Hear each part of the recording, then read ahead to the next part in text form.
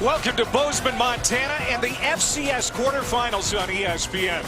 Tonight we're in Big Sky Country for a matchup of the two hottest teams in the FCS. Stephen F. Austin, the Lumberjacks, champs from the Southland, and Montana State, last year's national runner-up. Last week, the FCS playoffs were turned upside down. The upset of #1 seed North Dakota State by Illinois State. They will take on UC Davis tomorrow. Also tomorrow, Villanova and Tarleton State, and the Montana Grizzlies hosting South Dakota on ABC. Hi again, everybody. Welcome to Bozeman alongside Chase Daniel, former Missouri quarterback. I'm Clay Matvick. Morgan Uber will join us in just a little bit from the field. So this one starts the weekend. A couple of teams that started the year 0-2 and now both riding 11-game win streaks. This FCS bracket is wide open, Clay. Montana State, they have a clear path to the championship. They were in it last year. Can they get past this Stephen F. Austin team, who in my opinion has had the most historic season in program history? They're going to have a tough chance tonight. All right, let's go down to the field. Morgan Uber is with Coach Brent Vegan.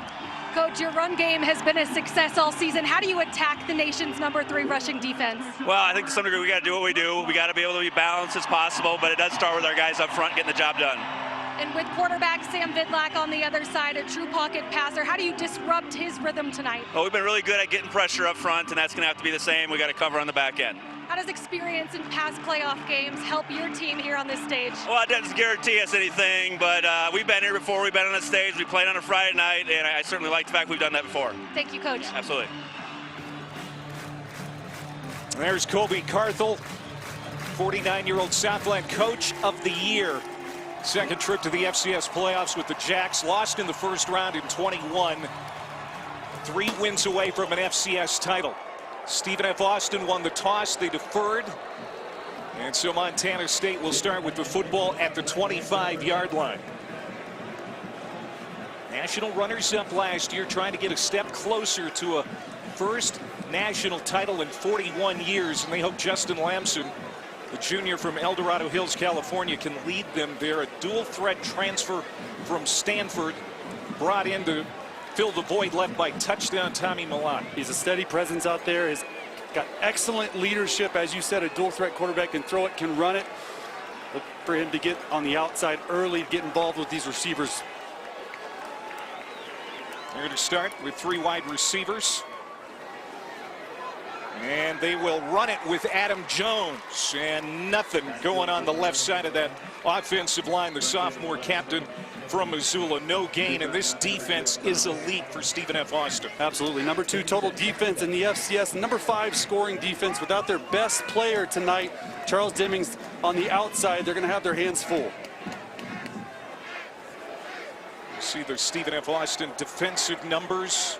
Second in the nation in total D, 5th in scoring defense, under 17 points per game. Lamson wants to throw for the first time. He'll get it to Jones out on the flat, and he is cut down quickly, short of the 25 by Jalen Mayo. One of the 2 big-time corners for the Jacks, but only one is playing in this game tonight. Yeah, Jalen Mayo is going to have his hands full. He plays to the field. He's their best guy on the field right now. They play a lot of cover 2 where he's up and into the run game, and these screen passes like that, he's really physical.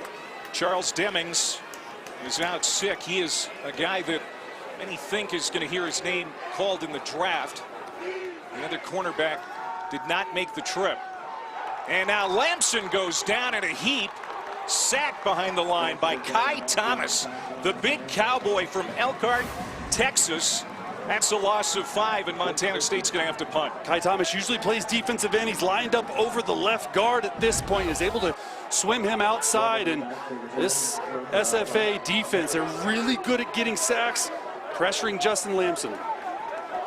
Here's Bugs Mortimer, best punt return man in all of college football. 4 punt return touchdowns. As Colby Froker gets it off, and it is going to land and check up at the 45-yard line. He is such a weapon. Mortimer did not play last week. He is back to 100%. It's going to be interesting to see if they kick to him all game long, or they try to kick it out of bounds right there, just a short kick, and they're going to have good starting field position right here. So here comes Sam Vidlac, former Montana Grizz quarterback, back in the Treasure State tonight. Southland Conference Offensive Player of the Year. You can see what he did last week against Abilene Christian. 357 yards, a career high, 3 touchdowns, and did not turn it over. He's a point guard out there. We'll go with 4 wide receivers. They will start with the run game and Jarrell Wembley. Wembley has room on the left side, and he is going to pick up 8 on first down. Bryce Greavy throws him down. With the senior having the best year of his career, out to a good start tonight. Good vision by Wembley.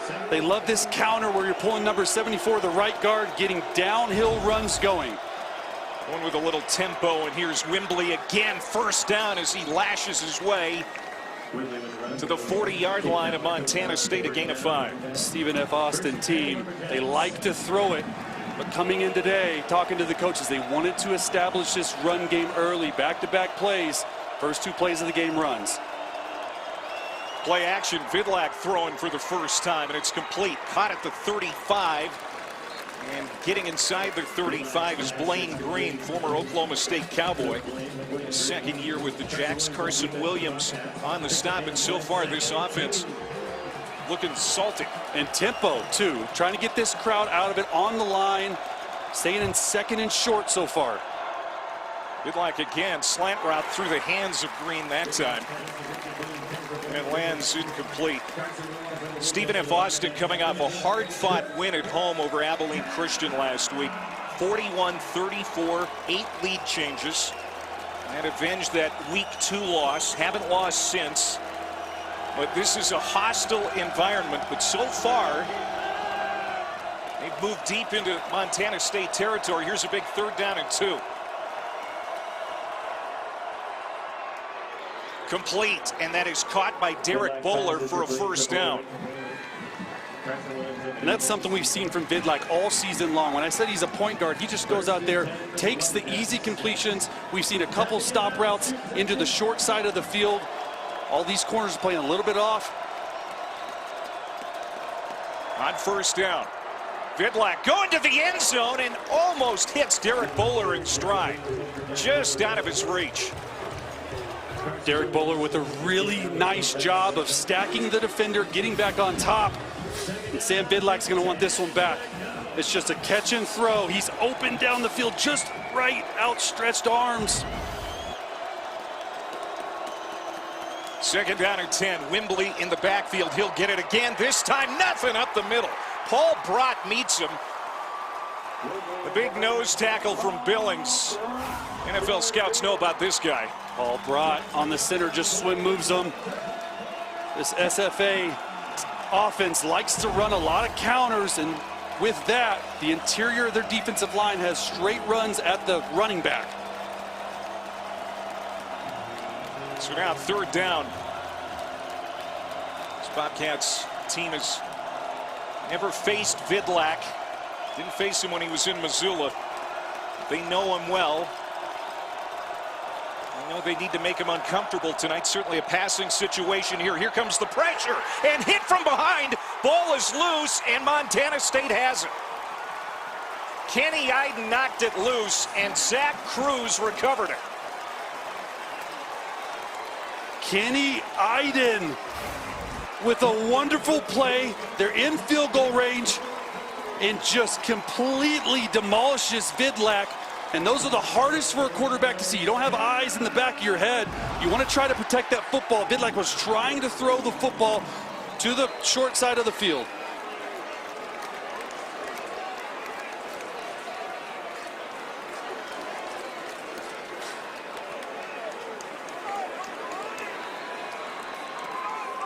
Kenny Iden, a guy that Colby Carthel said made him lose some sleep this week, the head coach for Stephen F. Austin, and now Montana State goes back to work on offense. We'll try to find some traction.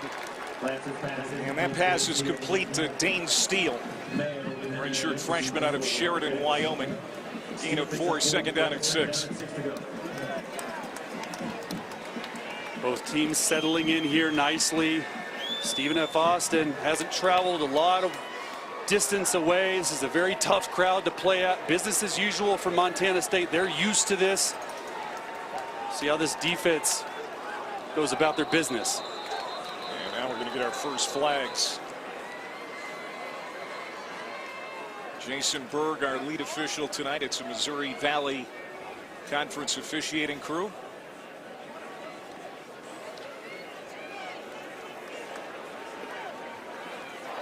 Delay of game, defense, number 22,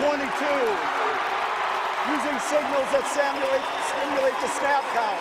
5-yard penalty from the previous spot, second down. That's Xavier Potts, the senior out of Missouri City, Texas. He was barking, some false signals. You don't see that very often. You're just not allowed on the defensive line to say hut or go or anything that simulates the pressure. He's the closest to the center, and refs were all over that. So now after the penalty, second down and 1 from the 44. And they're going to try and run it up inside with Julius Davis. And just nothing there. A loss of 2 as this run defense has been pretty stout. The 4th best rushing attack in the FCS, 3rd best run defense. You've been talking all week about you think this is where the game is going to be won or lost. It's going to be won or lost in the trenches. This offensive line for Montana State Bobcats, they're really good. This defensive front, they stem and move a lot, which means they're on the snap. They're just not right in their gap. They're moving at all times. This is a very aggressive defense. They like to come after you. They like to get after the passer. Big down right here on 3rd and 3. Play clock down to 2. They get the snap off. They're going to swing it out. And this is Adam Jones. Nice run after the catch, and that's what Montana State needed, a pickup of 10 for Jones. He's a good receiver, their best receiving running back. Justin Lamson, the last 3 or 4 games, has done a really good job just staying patient. That's just a screen to the left, but a lot of underneath completions. They let their guys like Julius Davis and Adam Jones catch the ball underneath and get vertical. They're not trying to push the football down the field too much. First down and 10. And this is going to be caught.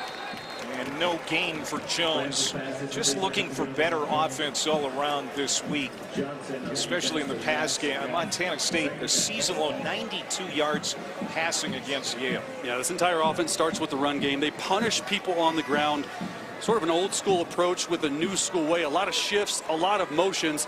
They cannot be one-dimensional against this aggressive SFA defense tonight.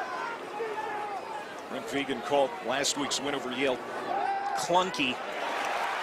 People didn't like how it wrapped up. Dean Steele, big catch, run to the 25, and now Montana State is starting to feel it. A gain of 22 for Steele. Stephen F. Austin all year long has been susceptible to the RPO, the second level. They're reading that linebacker. You're able to see the linebacker blitz and come up.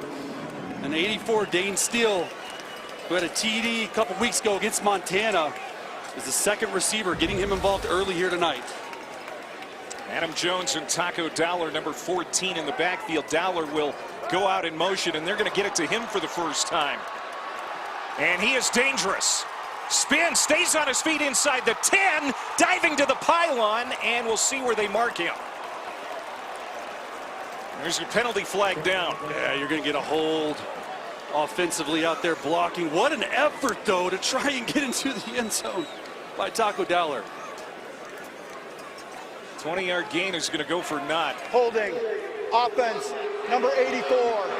10-yard penalty from the spot of the foul, remains first down. Offensive coordinator Pete Sturbeck has a big note to himself on his play sheet this week.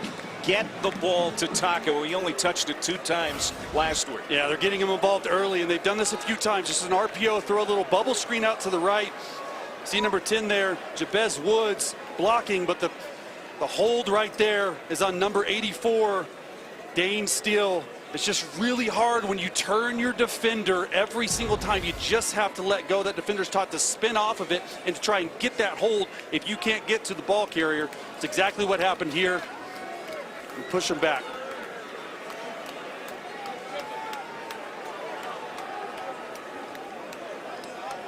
So they're going to spot the ball at the 20-yard line. Julius Davis checks back in. And now he'll move to the right of Justin Lamson. First down.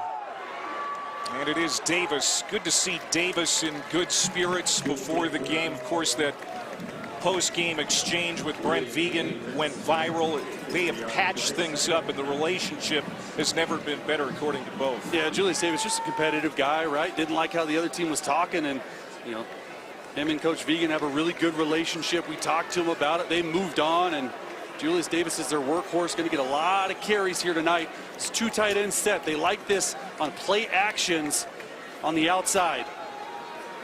2nd and 10. They dump it off to their tight end. This is their best receiving tight end, Rocky Lencioni. And that is going to be just shy of a first down. So it'll be 3rd and about 1. I love that play call there. 2nd and long. Everyone's expecting pass. They drop back behind the sticks. It's a nice little tight end screen, and 3rd and short here just screams Julius Davis up the middle. And another flag. This is going to be a full start. False start. Offense, number 10. 5-yard penalty from the previous spot. Remains 3rd down. Yeah, Jabez Woods right there. Trying to go on a hard count. I don't like going on a hard count on 3rd and short right there in your red zone area. Here's the screen, though, on 2nd down to set them up. By Rocky Lencioni. Set up 3rd and short, but I don't like that play at all. Just run it right down the middle, get the first down. Don't try to draw them off sides. Other than 3rd and long. Couple of penalties on this series.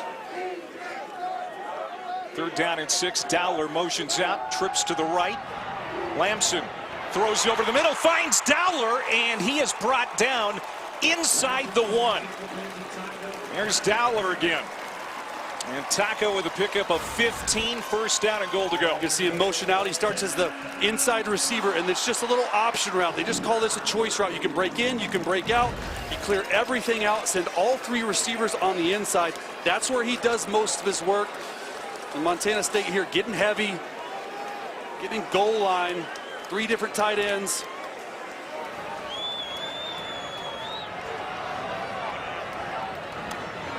Deep handoff. Jones stood up, and 2nd effort. No signal yet. Yes, touchdown, Adam Jones.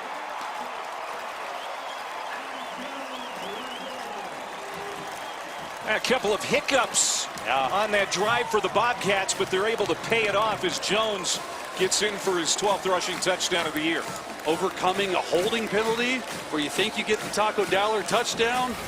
You're just sending Adam Jones right up the middle, getting big, 3 tight ends. Nice job on the 2nd effort by Adam Jones. That's 12th touchdown of the year. Really like this guy. Between him and Julius Davis, man, it is a 1-2 punch teams are scared of. And Miles Sandstead bangs home the extra point. Only FCS quarterfinal tonight, 3 tomorrow, and it's a good start for the home team here in Bozeman. On the field. The number 2 national seed, Montana State, with their 10-play, 65-yard drive and 5:35, Justin Lamson. Very accurate passer this year, 72% completion rate. Has only 2 interceptions on the year. He looked pretty solid throwing the football in that series. Absolutely, 8 of 8 so far tonight, 76 yards. He only had 92 passing yards last week. Talking to the coaches, and Coach Brent Vegan, they wanted to get this pass game more involved. Almost at that 92 mark already. Stephen F. Austin will try to answer back.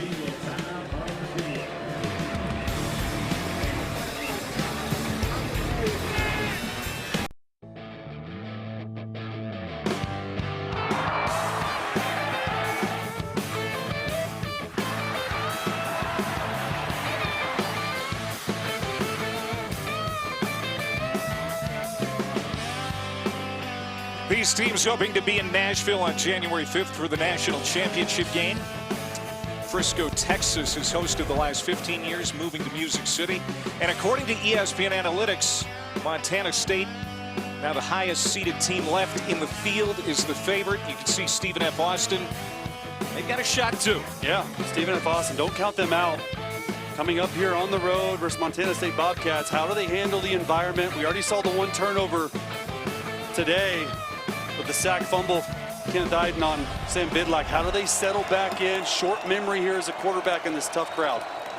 Yeah, they got it deep into Montana State territory, but fumbled.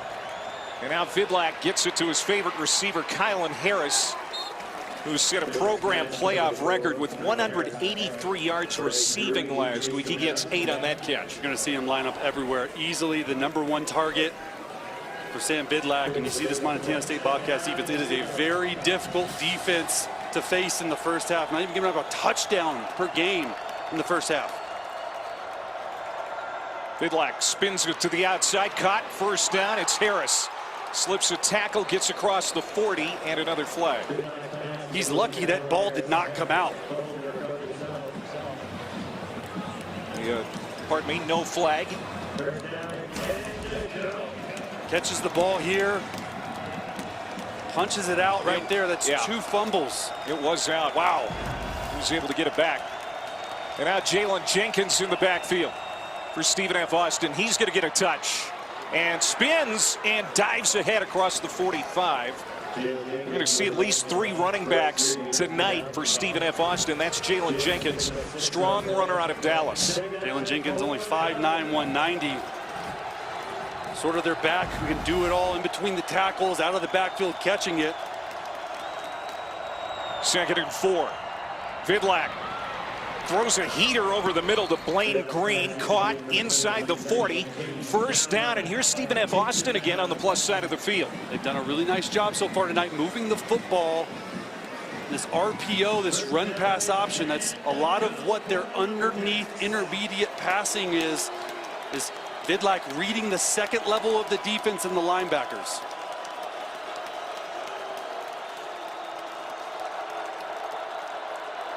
From the 38, first down, Vidlac going to the air again, through the hands of Bowler, and picked off. Caden Dowler. Another interception for Dowler. 5 straight games with a pick. 6 total. Caden Dowler. At this point, it's not luck. He is good. Montana State has it when we come back.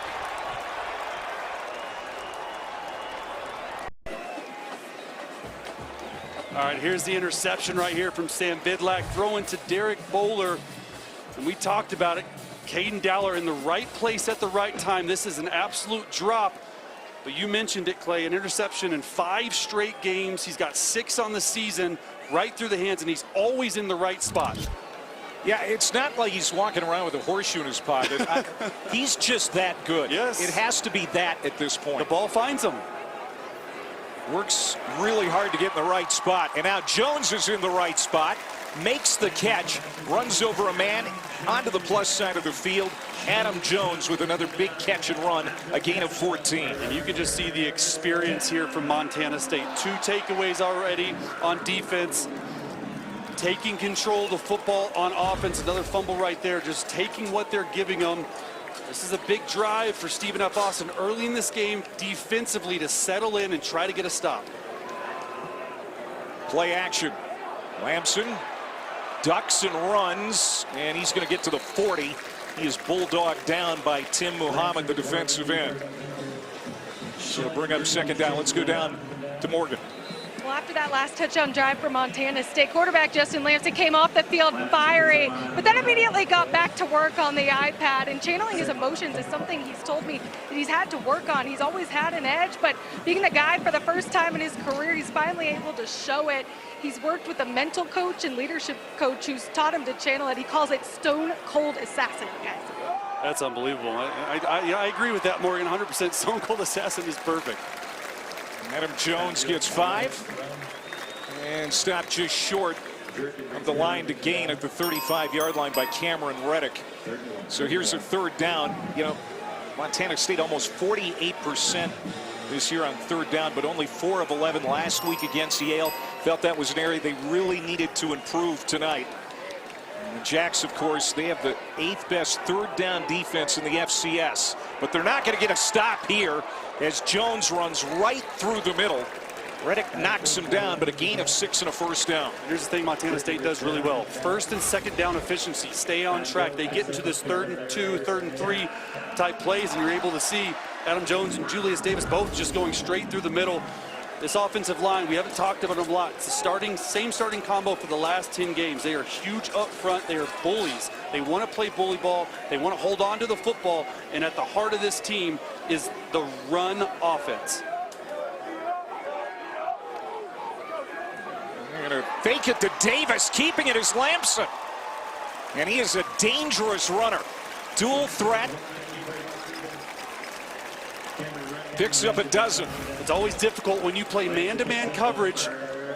See the defensive end on the left side just come straight down. It's a pull read all the way. They don't do a lot of it, but when Tim Mohammed crashed right there, Lamson kept it. He's going to keep it again. Runs to the outside and quickly swung down by Jaden Southard. Flag comes in. Several flags come in.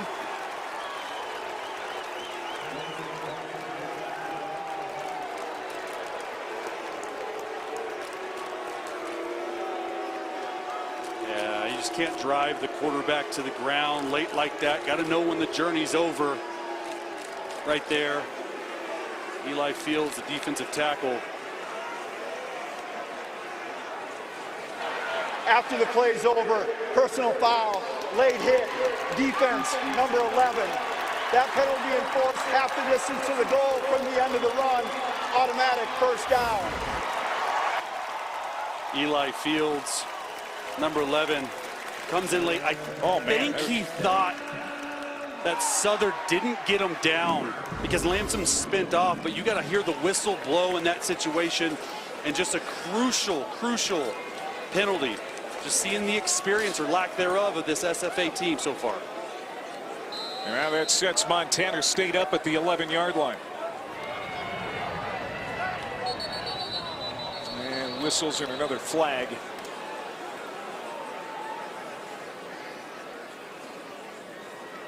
This time it's going to go against the Bobcats. Offense, number 73. 5-yard penalty, remains first down. Well, we saw a couple of penalties on the scoring drive for Montana State. They haven't exactly been clean here in the first half. Offensively, you know, back here in this quarterfinals game again, just want to settle in. You know, this is the playoffs. This is different level. Everyone's excited. The offensive linemen are going. Everything happens a lot faster. Windows are tighter. Gotta stay focused on every single detail. The 2 seed is going to take the 7-0 lead into the second quarter. That's the end of the first quarter. Montana State 38-2 at home over the last 5 years, trying to protect their home field tonight in the FCS quarterfinals. Over 100 yards of offense in that opening quarter for Montana State, leading 7-0. Let's go back to Morgan. After a 3-and-out on the first series, how has your offense been able to respond these last 2 drives? Well, defense certainly set them up both times. I think getting those takeaways is huge, but I think to be able to throw the football a little bit more. This might be one where the throw has to step to run a little bit more. Thank you so much, Coach. Yeah, absolutely. And now we're going to get a timeout called here by Stephen F. Austin. Timeout. Stephen F. Austin, their first of the half. This will be a 30-second timeout. But you heard Brent Vegan talking about the defensive play here so far tonight, Chase. The 2 takeaways, 25 on the year now, and Caden Dowler. No shock that he has made an impact already in this game. Well, their 2 best players, Caden Dowler and Kenneth Iden, the fourth. They are the ones making these plays, forcing a turnover, sack, fumble, and then the interception. They've been on an absolute heater the last 4 or 5 games. Dowler has 5 interceptions. Kenneth Iden with 5 sacks and 7 tackles for loss in the last 5. So those 2 guys with the most experience showing up here early tonight.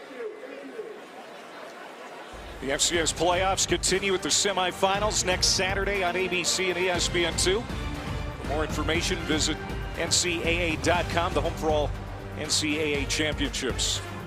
Montana and South Dakota tomorrow, 3:30 Eastern on ABC. The winner of this one gets the winner of that one. A lot of people in this state would love to see another brawl of the wild between Montana and Montana State, which of course the Bobcats won 3 weeks ago in the regular season to claim the Big Sky title outright. And that game will be here too, right? Julius Davis is going to plunge into the line, and not much there on first down. Aaron Austin, the senior transfer from Colorado, was waiting with open arms. He'll make the stop, no gain. Another zone read option by the quarterback. He's reading the outside end. Stephen F. Austin did a really nice job after Lamson took it for about 10 yards early in the game, crashing the end down and putting number 6, Jaden Southard, on the outside. Let's see how Justin Lamson and Montana State, how they handle that, because they like to get Lamson going here in the red zone.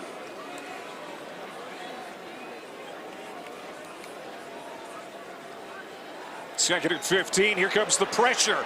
Lamson escapes one, and he was throwing to the sideline as he was in the grasp there in the backfield.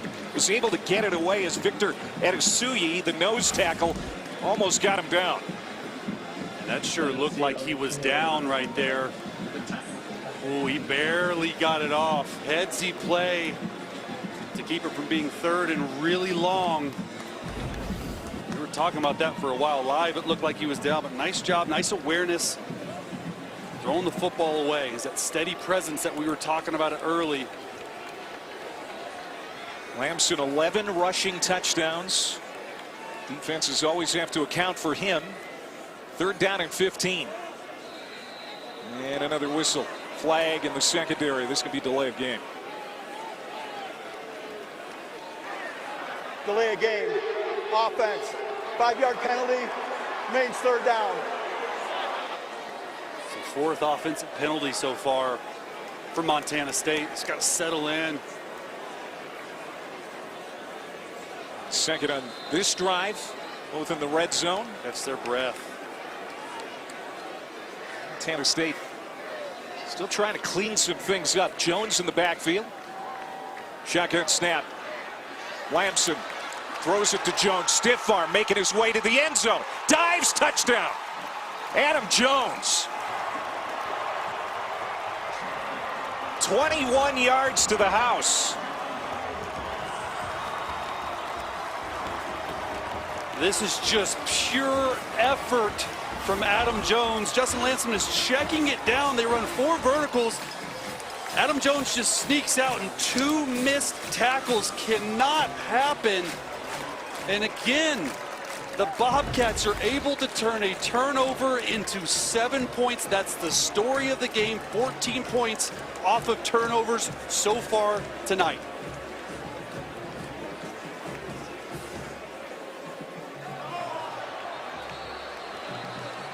And another flag as Ed Bobineau, the nose tackle, came on offsides, it appears, for Stephen F. Austin.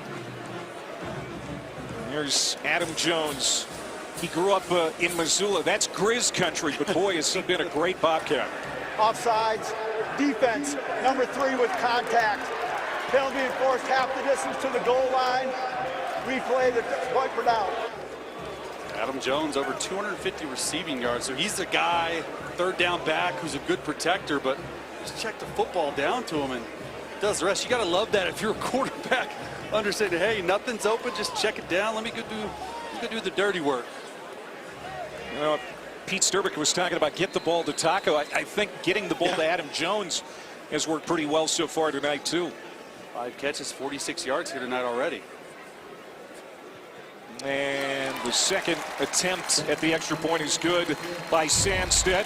9 plays, 58 yards. Jones, 21-yard touchdown reception, and it's 14-0 Bobcats here in the FCS quarterfinals.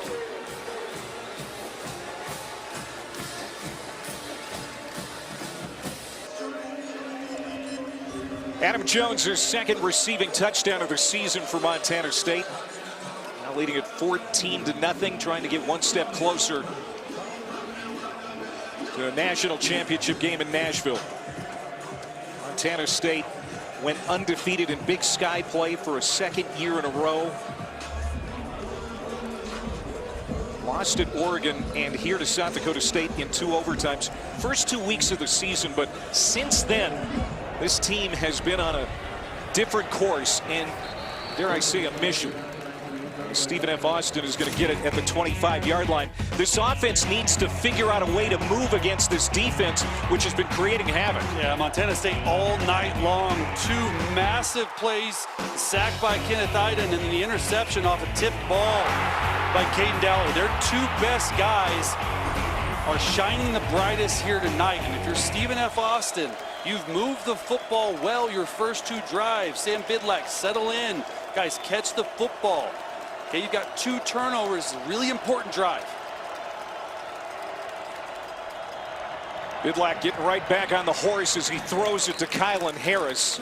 You know, one thing about Bidlack, Chase, is he is a confident young man, more of a mature man. He's a true adult for sure, and very much a leader on this team. He needs to keep his head up. He's extremely bright. He can go through, he can process information. And you said it, career high passing last week. A lot of game left. Another throw, and that's going to be a first down. As he goes back to Harris. Keep in mind, Bidlack turned it over 3 times in the Week 2 loss to Abilene Christian back in September. And then in the rematch last week was absolutely outstanding. Made no mistakes. Yeah, 2 turnovers tonight already. And the conversation on the sideline is, hey, let's just settle in. We got a whole game in front of us. It's all right. We need you. And Wimbley is going to pick up maybe 1 on first down as Neil Daly is in the game, and that's good to see. Did not play last week against Yale. He was out with an illness. We are missing a linebacker, and Xavier Aarons out with an injury. 2nd and 9. Play action. Bidlack. Pocket closing in around him. Got it away underneath to Wimbley, but he dropped it. Gonna need to take some miles per hour off that one. He threw that one really hard. Montana State's in 2-eye safety look. Want to find the running back, and Paul Brotman. He is number 41. He has been a mess tonight. He's been all over the place. 3rd and 9 right here. Montana State, they like to fake like they're blitzing and drop out. Let's see if they end up bringing the pressure here. They're all lined up on the line of scrimmage, but this is sort of their MO. Try to trick the quarterback. Bidlack pressured, being chased by Idens again. Throws on the run to the sideline. Did he catch him? The officials talking about it. It is a catch for Kylan Harris. Just tiptoeing along that sideline. Kept a foot in. It's a 9-yard reception. Sam Bidlack's not known for extending plays. Let's see if we got it. Oh, is that left knee down before he catches the ball? The other view is probably going to be better. The ruling of a completed pass is under further review. Looked like his left knee might have been coming down as he catches it. Chris Rossini is our replay official. Jerry McGinn is our rules analyst, and he's joining us here tonight. Jerry, what did you see? So the ruling on the field is a completed catch, but that is a great look, showing the left knee is on the ground and in the white before he has control of the ball. So I believe replay is going to flip this to an incomplete pass. Very good stoppage by replay. Jerry, what happens if the left knee is down out of bounds, then he still establishes his footwork back in before he touches the football, as he's doing here? Yeah, but as soon as that knee hits that white, then all bets are off. So this is an incomplete. This should be ruled an incomplete pass. I got you. Should be quick too. Hopefully it's quick. All right, Jerry, They'll just have to look at the previous spot where to put the ball. So it's ruled a catch on the field. We'll see if it is indeed reversed. Remember Kylan Harris last week, he had a one-handed touchdown catch. I mean, he is dynamic. After review, the receiver was out of bounds prior to gaining possession of the ball. It'll be 4th down at the previous spot. So it's overturned. Nice call, Jerry. You're all over that, man. Thank you. Did you expect anything else? I know, yeah, he's on it. Got a punt here, right? 3 drives, a punt, 2 turnovers. Montana State gets the ball back to score here. Laki Pazuban, true freshman out of Australia, coming on to kick it away. FCS freshman All-American. Taco Dowler is going to watch this bounce in front of him, and it rolls inside the 25, dead at the 23. Montana State with a 2-touchdown lead gets the ball back here in Bozeman.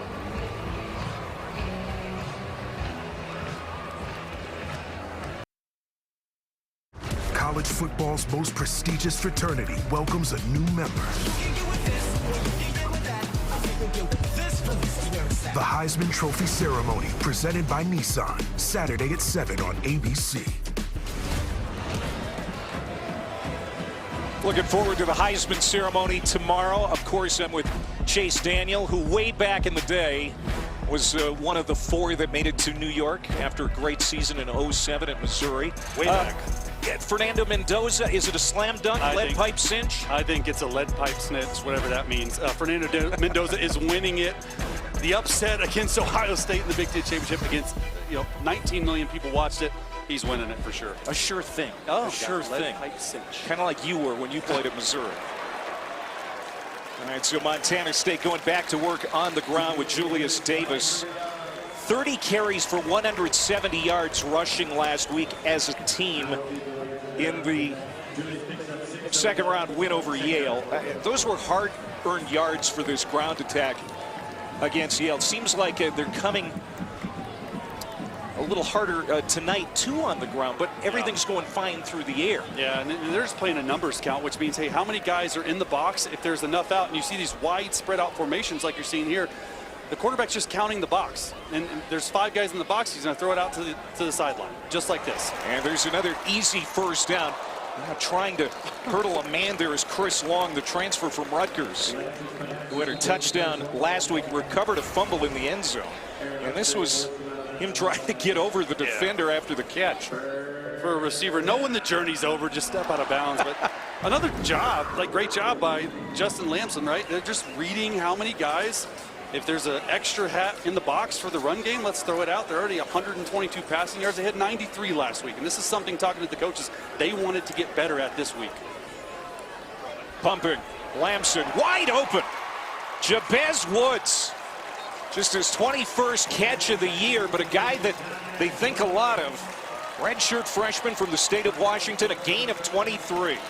And they've been setting this up all night long. Taco Dowler, a little pump. You're going to see the nickelback, number 37, jump down. And Jabez Woods, nice job just settling in that hole on the sideline. They've been setting this up all night long. You knew they were going to come to it. Really nice execution there. And you see these numbers, Justin Lamson already almost at 150 passing yards tonight. First down. Inside the 40.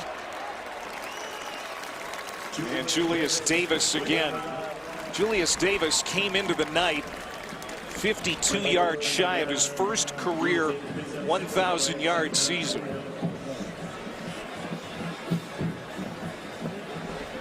And he's got ways to go. He's got 6 total yards here tonight.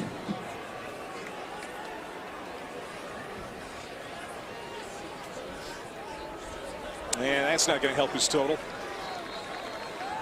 Malachi Williams with the tackle. That's going to be a loss of 1. You go back to Justin Lamson. The last 4 games, he's averaged 17 pass attempts, has only thrown for an average of 136 yards. Talking to the coaches, Clay, they said, hey, this is the missing ingredient for a run deep into the playoffs. The way he's playing today, 12 of 13, already 144 yards and a touchdown. He's already over that passing yard average number in those 4 games. Stepping up big. Jones in the backfield on 3rd down and 5. Lamson looking left, comes over the middle. Nice catch by Long. I mean, that was high. Long, who's 6 feet tall, reached up, plucked it out of the air for an 8-yard pickup, and they'll move the chains. Lamson going to his second read. Number 1, excuse me, Chris Long. Just climbing the ladder there. Not a really accurate pass. These receivers have been all over it tonight. Extremely accurate night for Lamson. We talked about a 72% accuracy rate coming into the night. That is caught inside the 5. Rocky Lencioni, the big tight end. 21 yards, first down, goal to go, Bobcats. 6'3", 240 pounds. Lencioni goes up and gets it. And they're just wearing out these sideline throws in the intermediate part of the field. Oh, now this time Stephen F. Austin. It's their hackles up. Lamson gets hit hard in the backfield. And there's Eli Fields. Remember, he had that penalty earlier in the first quarter. He made the hit. As we go back to that catch by Lencioni. That's good in the NFL. He got 2 feet down right there. Big man going up and getting it. And now this is where Lencioni is the real specialist. He's really good in the red zone. He and Lamson have hooked up 5 times for touchdowns. This is where the legs of Lamson come alive too. He sprints out to the left, being chased, and he's going to be lit up from behind. Jaden Johnson, true freshman who got the start at nickel tonight, because Michael Patterson is out with an injury. Rolling out to the left. You never really think as a quarterback when you're sprinting out to throw an option route to the left that someone's going to run you down, but Jaden Johnson, who gets a start here tonight, because Michael Patterson is out with injury. Big play right there. So now 3rd down and goal to go. The junior quarterback Justin Lamson and the Bobcats from the 9. Stephen F. Austin, just sit back, got to play a little man, got to get a stop here.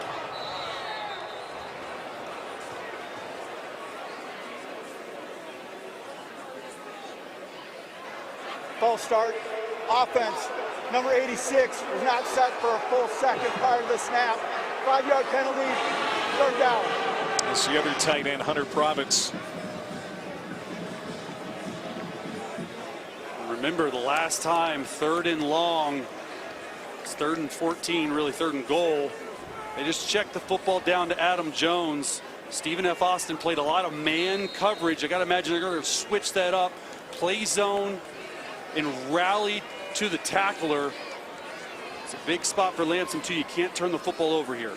That was their 3rd false start in the red zone. 3rd and goal. Lamson throws, and it is intercepted, picked off in the end zone. Cameron Reddick, the safety from Houston, and that is the first takeaway tonight for the Lumberjacks. And that is the one thing as a quarterback you've been taught since grade school. Never roll out and throw it back across your body. That's Justin Lamson's only 3rd interception all year long. You have points. You have the opportunity to go up 3 scores. Check the football down. Oh, Stephen F. Austin needed that play bad. First interception for Lamson since week 4 against Mercyhurst. And just what the Jacks needed. And they're going to run it with Wembley. And now we'll see how Stephen F. Austin can take advantage. We've seen Montana State take advantage of the Montana State take advantage of the turnovers. Excuse me. Now can Stephen F. Austin do it? Big red zone takeaway. They got to possess the ball here. Give their defense a break. And Wembley again.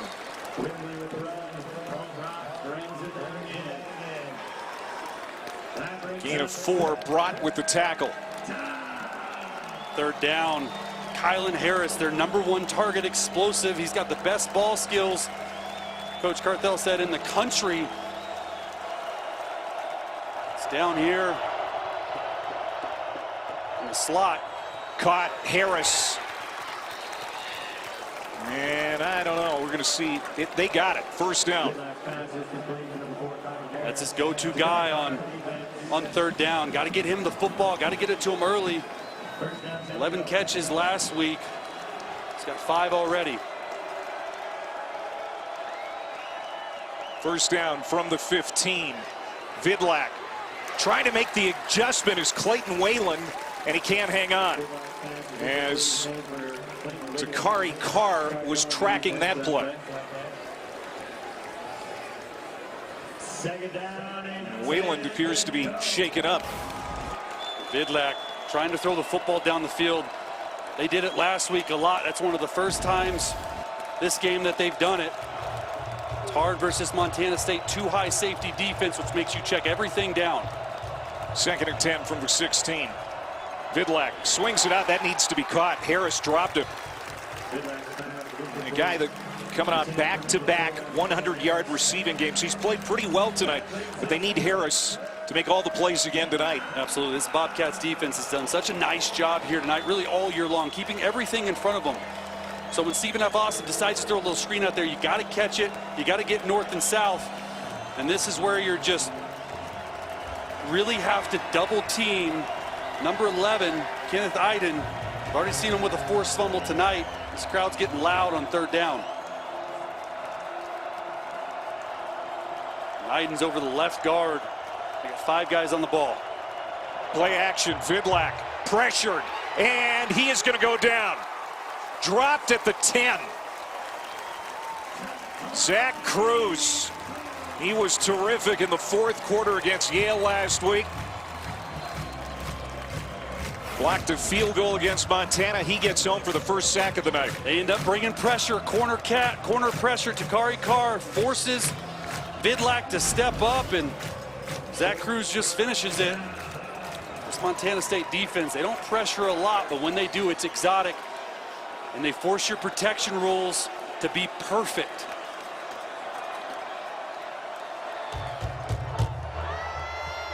So Stephen F. Austin has to punt after the takeaway. Now Taco Dollar catches it with his back to the defense, gets it across midfield and inside the 45-yard line of Lumberjacks territory. Now this Montana State defense has been good tonight, so far leading 14-0 at home. 4:23 to go before halftime here in Bozeman. Clay Matvick, Chase Daniel, Morgan Uber. Great to have you along here for this FCS quarterfinal. First meeting in 12 years between Montana State and Stephen F. Austin. Bobcats lead the all-time series 4 wins to 2.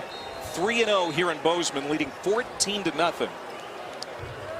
After an interception thrown by Lamson on the last drive, they go back to work here. First down inside the 40.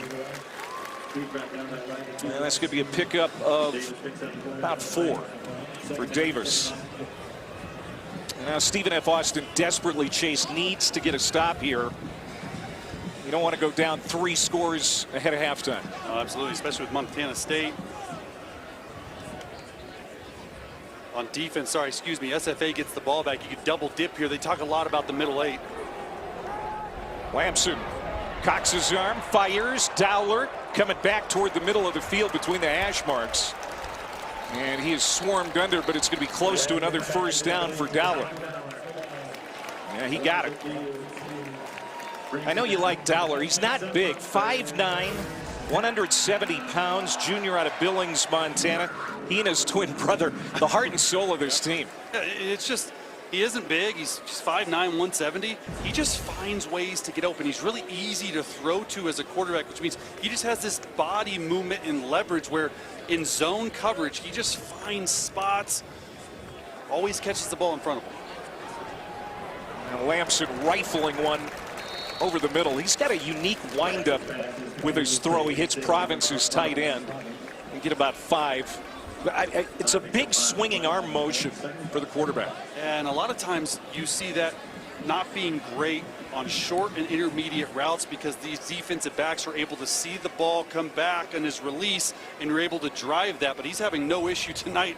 He's 16 of 18, 180 yards. He's been uber efficient. He's been really leaning on his arm all the night. They're going to hand off again to Julius Davis. And he'll pick up a couple. It's going to be 3rd and 2.5, maybe 3. Here's Stephen F. Austin right here, taking it down to the 2-minute timeout. Got to be able to maybe stop them and get the ball back and get a score before you go back into halftime. But Montana State they're going to hold the ball as long as possible. This is the 2-minute timeout. The Montana State Bobcats haven't won a national title in 41 years. They think this could be the year, leading 14-0 late in the half. Kevin Connors in studio coming up at the half. Ronnie Jones, EJ Manuel are here. They'll weigh in with their thoughts on our first half, plus the latest regarding Sharon Moore, a surprise regarding Kyle Whittingham, and what Alabama must do differently in their college football playoff rematch with Oklahoma. Clay, that's coming up when you join us at the half. All right, Kevin, thanks very much. Here on 3rd down and 3, Montana State goes with the run, and Davis, they don't get there, so Stephen F. Austin is going to quickly use their first timeout. Game clock operator, please put 1 minute and 55 seconds on the game clock. They're going to add a second to the play clock, so, you know, at the very least, they forced a field goal attempt, and that's a win for Stephen F. Austin. Well, if I'm Brent Vegan, I'm thinking, hey, is it short enough to where we can get Adam Jones or Julius Davis or Justin Lamson running the football? I think they're probably going to end up kicking it to go up 3 scores. We talked about the field being wide open. Remember, North Dakota State, the 1 seed, 10-time national champion. Upset last week by Illinois State. South Dakota State national championships in 22 and 23, also not in the field. So this is how it sets up here in the quarterfinals, first of 4 here this weekend. Here comes Miles Sandstead to attempt a 42-yarder. He has been perfect from inside 40. Outside of 40, a little bit askew, and this didn't look right, and a penalty flag comes in. Prior to the snap, false start, offense, number 57. 5-yard penalty from the previous spot, remains 4th down. Well, that's penalty number 6 against Montana State. Everett Carr, right guard that time. Looked like the kicker was moving a little bit early, too. The snap was a little bit late there. Makes this a little bit more difficult. As long as 48, this will now be a 47-yard kick attempt out of the hold of Colby Froker. Trying to make it 17-0 ahead of halftime. And they got it. So now a bigger hole here for Stephen F. Austin. And just 1 timeout remaining. Minute 50 on the clock. Hey, you go back to the timeout they wasted earlier coming out of break. That's something you would want back, and what a kick here too, almost a career high. I mean, this is a huge play in the game to take it to 3 possessions. Special teams is winning, defense is winning, same field position. Well, bowl season begins tomorrow with 2 games on ABC and the ESPN app. Noon Eastern, it's South Carolina State taking on Prairie View A&M in the Cricket Celebration Bowl. Then at 8 o'clock, 5 Pacific, it's the Bucked Up LA Bowl featuring Boise State, the Mountain West champs for the 3rd straight year, taking on Washington at SoFi Stadium. 33 bowl games, 6 college football playoff games on ABC and ESPN in the coming weeks. This is the best time of year. Yeah, bowl season, man. It's the best. There's schools out sometimes. You got bowl practices. Finals week is graduation here. It's awesome. And Stephen F. Austin, they need to get it going. They're going to have this at the 25 as we go down to Morgan. A sense of urgency over there, I would think, Morgan. Yes, that is the exact feeling that I'm getting on this sideline play, and it's really been a number of coaches and players going around the sideline, but Josh Atkinson, wide receiver coach in particular, firing up his wideouts, saying they're making plays. We're not being us. We're beating ourselves. Settle your minds. And Sam Vidlac telling me this week, when adversity strikes, you either want those moments or you shy away from them, and he's always wanted them. Ever since he was a kid, it's all about being part of a program with teammates that believe in him. Well, he's hit from behind, Morgan, and the ball is going to be live for now. Picked up. And inside the 5-yard line, returned by Carson Williams. Now, was his arm going forward? This could be an incomplete pass, but it was live. On the field is a fumble recovered by the defense. Recovered by Carson Williams. Kenny Iden again. They are blocking him one-on-one, something you cannot do. And I don't know, that view's hard to see on the previous play is under further review. from that view. But it's if his hand is coming forward and he's trying to throw the football away. I think the refs did the right thing in letting this thing roll, because you knew you were going to look it over. This will probably be our best look right here. Iden going.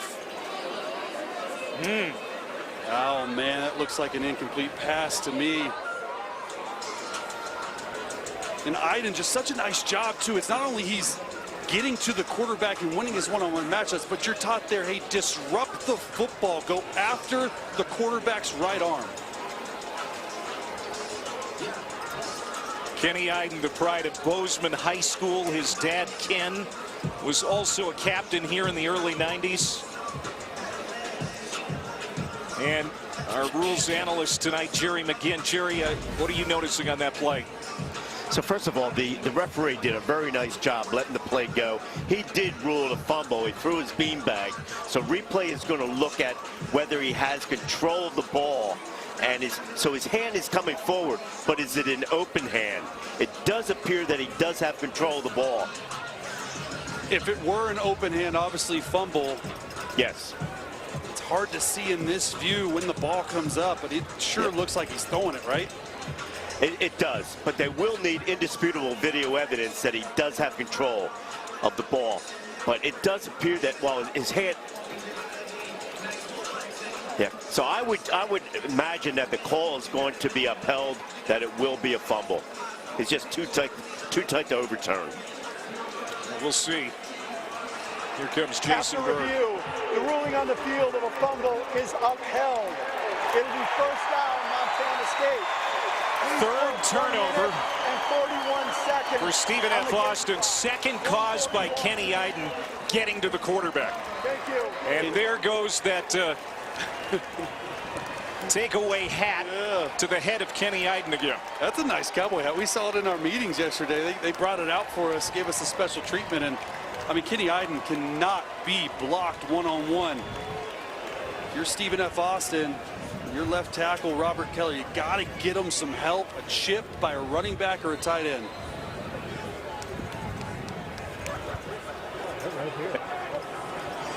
Play fake. Lamson, that's too hot to handle for Taco Dowler. It's incomplete.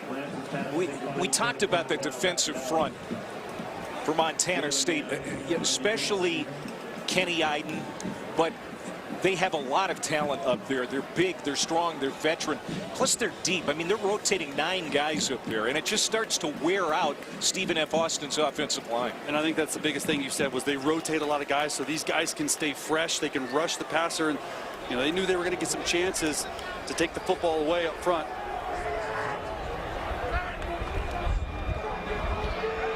Lobbed back at the end zone. That is caught. Touchdown. Leuven's Valson. Redshirt freshman tight end. A guy they are very high on. Just his 4th catch of the year. And it's a big score here late in the first half. Offensive coordinator Pete Sturbeck said he would have a package for Leuven's Valson. Guy they like, you mentioned, but this is like the little pop pass, a heavy play action. They bring goal line guys in, a lot of different tight ends, some extra linemen. Just throw it over the top, and Montana State answers big time. And Sandstead with the extra point. We were talking about Valson. He's kind of green, you know, very inexperienced, but they say he's a freak athlete. Of course, that score comes after the turnover as Kenny Iden strikes again. And then it's scooped and taken back inside the 5 by Carson Williams to set up this. It's a little pop pass, wide open, and 21 points off turnovers tonight. Yeah. 3 takeaways, and every single time they've taken the football away, Montana State Bobcats have answered on offense. We knew coming in, playoff experience matters. Can you play good defense? Well, yes, we've got 3 takeaways. Can you score on offense? Coach, I got 21 points. off takeaways. We're efficient throwing the football. 17 of 20, 203 for Lamson. And Stephen F. Austin just looks shell-shocked right now.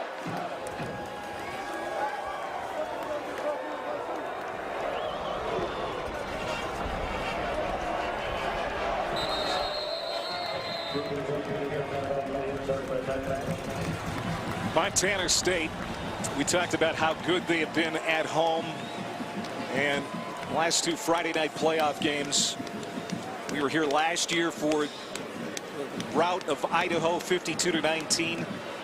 Defeated William and Mary 55-7 a few years back, and you know, right now this looks like the makings of another rout, but you know, still a full half to play, of course. And Stephen F. Austin has been scrappy all year, riding an 11-game win streak, but they need to get it going now. Minute and a half to go, one timeout to work with. And Jalen Jenkins takes it straight up the gut for a gain of 8. Stephen F. Austin, they are a quick strike offense. They like to throw the football down the field, so a score here, you receive the ball in the second half. It's a new game. Play fake. Vidlak caught. Green. Big play, spinning inside the 25. Man, he has been a good fit with the Lumberjacks. Big catch. They needed that. A shot in the arm, a gain of 42. Playing Green, middle of the football field versus two-eye safety look. Dime by Vidlak. 1st and 10. Still time on the clock, and he fits it in to Derek Bowler. Bowler was dinged up earlier in the half and obviously has shaken it off to get back on the field. That's a gain of 16. 1st down, goal to go. 3 plays, already back in scoring position. Throwing again. Here's Harris, quickly wrapped up by Dowler. Dowler saying, all right, we'll stop the momentum, and now 40 seconds to go. Still a timeout. And we'll see if they're going to call one here. It doesn't look like it. They need to hurry up to the line, have this play called if they're not calling this timeout.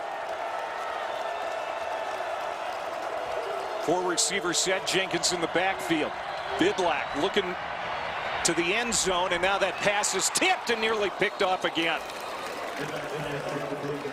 Bryant Meredith almost got to it. Good coverage by Montana State secondary, and that's a scary throw right here. 3rd and 11. The Bobcats have been playing two-high safety look. They've had some success in the middle of the football field with their big receivers. So with 3rd and goal here, 16 seconds and a timeout, what are they doing? Yeah, you can throw it anywhere you want. You can throw it. You still have that timeout for that field goal range. You obviously want to score a touchdown, but every play is alive. Vidlak, end zone, caught! Clayton Wayland makes the catch. How about that drive?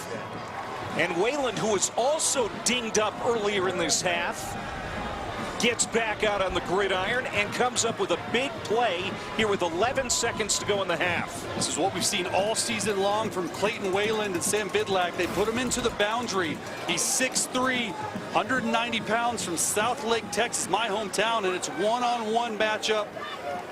Really good ball skills, touching the top of your head, moshing you. So they're going to go for 2. I knew you were going to get the South Lake Carroll reference in there too. As Wembley bounces around in motion, looking for the conversion, and they're going to pick it up. And they go right back to Wayland.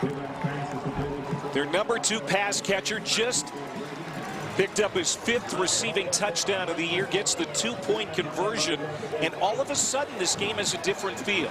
Yeah, what a drive by Sam Vidlak. We said, hey, they can score quickly. Just his eyes, look at his eyes just locked in on Clayton Wayland. 3rd and 11. They got a safety over top. McMillan in coverage, and then the 2-point conversion. You run a slant, you come back out. Pinpoint accuracy by Sam Vidlak. And this is the type of offense, Clay, that we've seen Stephen F. Austin since their first 2 games of the year.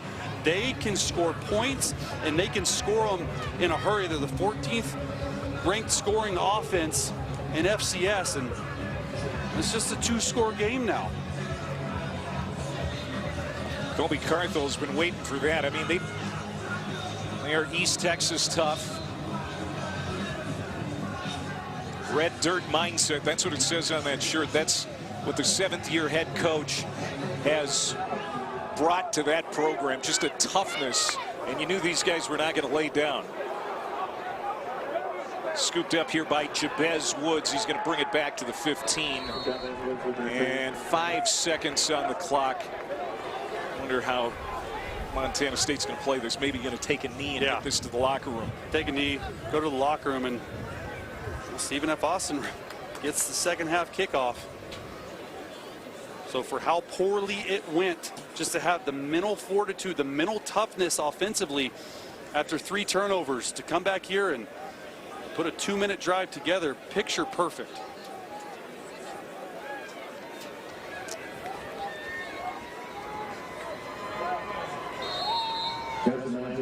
(24-8), Montana State, the highest seed left in the FCS playoffs, with a nice lead over Stephen F. Austin going into the locker room. They took advantage of 3 Lumberjacks turnovers here in the first 30 minutes. Let's go down to Morgan.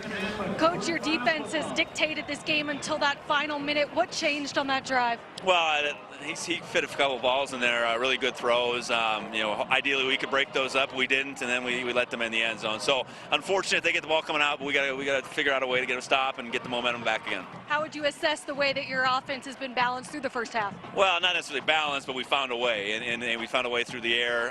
Hate that we left the scoring opportunity out, you know, time before, but we've made some big plays on offense, so we got to keep that going. Thank you, Coach. Absolutely. All right, thanks, Morgan. Halftime here in Bozeman. We're going to send it to the studio now. Kevin, Roddy, and EJ.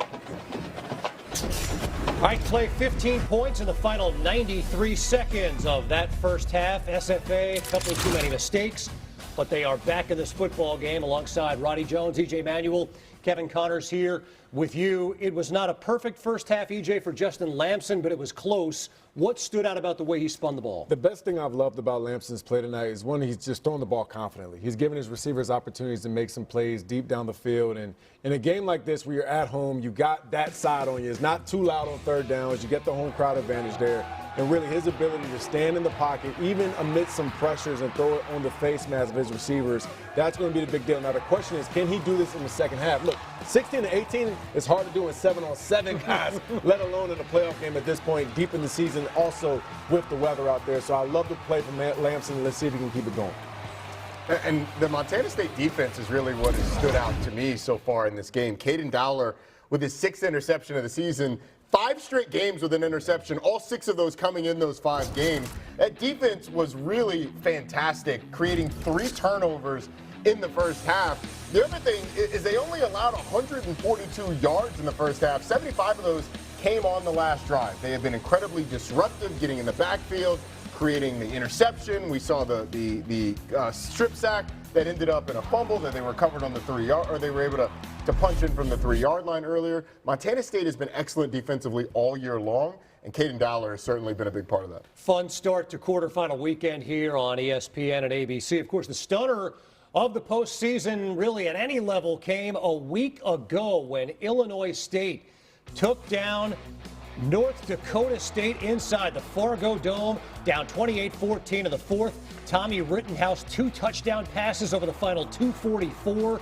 They added the go-ahead 2-point conversion, sealed a 29-28 victory, a wild takedown of the overall #1 seed.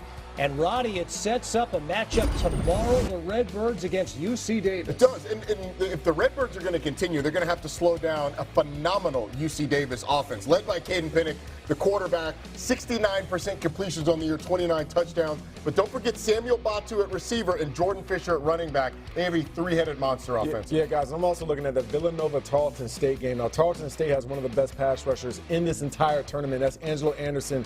Tulane transfer, by the way, also 9 sacks on the season. But Villanova's quarterback, Pat McQuaid, had a really strong start, or actually finish to the season. And also they get a win last week over Lehigh, 208 passing yards in that game. That game, noon Eastern, tomorrow. Beautiful night in the Rockies. It's been a beautiful first half for Montana State. Welcome back to the FCS playoffs, the quarterfinal round, 24-8. Montana State leading Stephen F. Austin Alongside Chase Daniel, I'm Clay Matvick, Morgan Uber down on the field. So the story of this game, the Montana State defense, turning those turnovers, those takeaways into points. 3 takeaways, 21 points off turnovers. The Montana State offense is doing their job once they get it here. And here we go. Their best player, right? Iden with the sack fumble. He's forcing it. And then a dropped pass right here. Caden Dowler with the interception. And Iden again, you're leaving him on an island. Carson Williams scoops it up, tries to score, but the very next play, Justin Lamson connects with the tight end, and look at these pass yards for Montana State. That's the difference. Justin Lamson, extremely efficient, 17 of 20, 188 yards, 2 touchdowns, +2 in the turnover margin for Montana State. That's the big thing. Stephen F. Austin's defense came in allowing 266 yards per game total. Second best defense in the country, but already have given up 215. We have a half to go. We're going to return this. Coming out of the end zone, this is Richard Reese, the Baylor transfer. He's lightning quick. Not a bad effort, but he's going to be stopped short of the 25 as we go down to Morgan. Well, Coach Carthel told me there was certainly some frustration in his locker room, the hole that they're going to have to dig out of. But he said there's still plenty of belief. They've been their own worst enemy in all of this. He said coming in, a key was to stop the run, and we've done a good job of that. But they've made plays through the air, and we've dropped balls. But the biggest adjustment he wants to see is doing better at protecting quarterback Sam Vidlak. The Bobcats have mixed up pressures, but there's no excuse. If he has time, he can make plays, and he showed it on that final drive of the first half, guys. Yeah, he's been sacked 3 times. This team is going to have to channel that East Texas toughness and that red dirt mindset.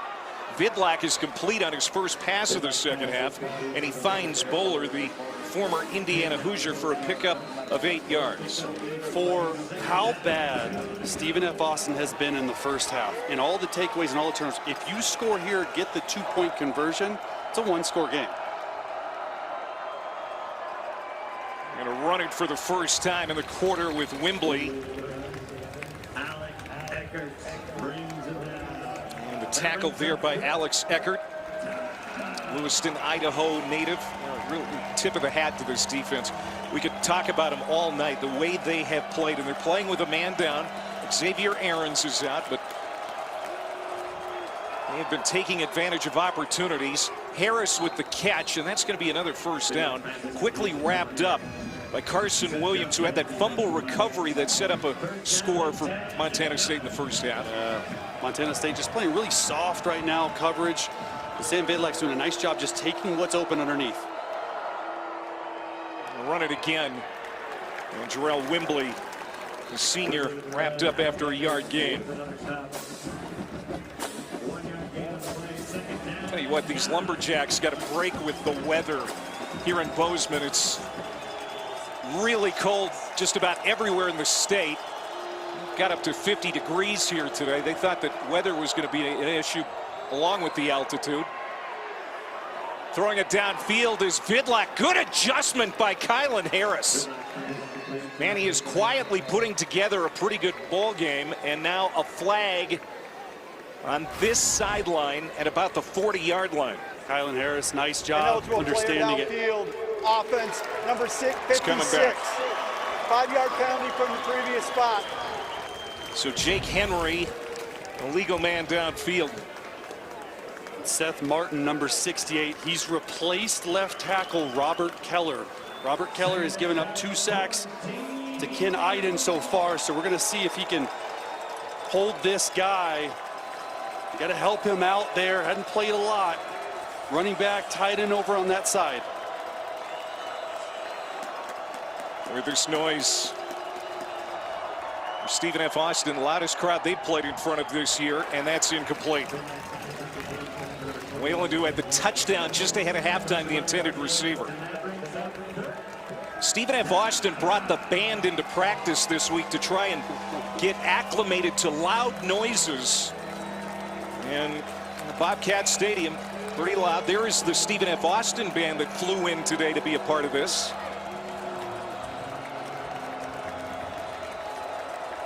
Third and 14.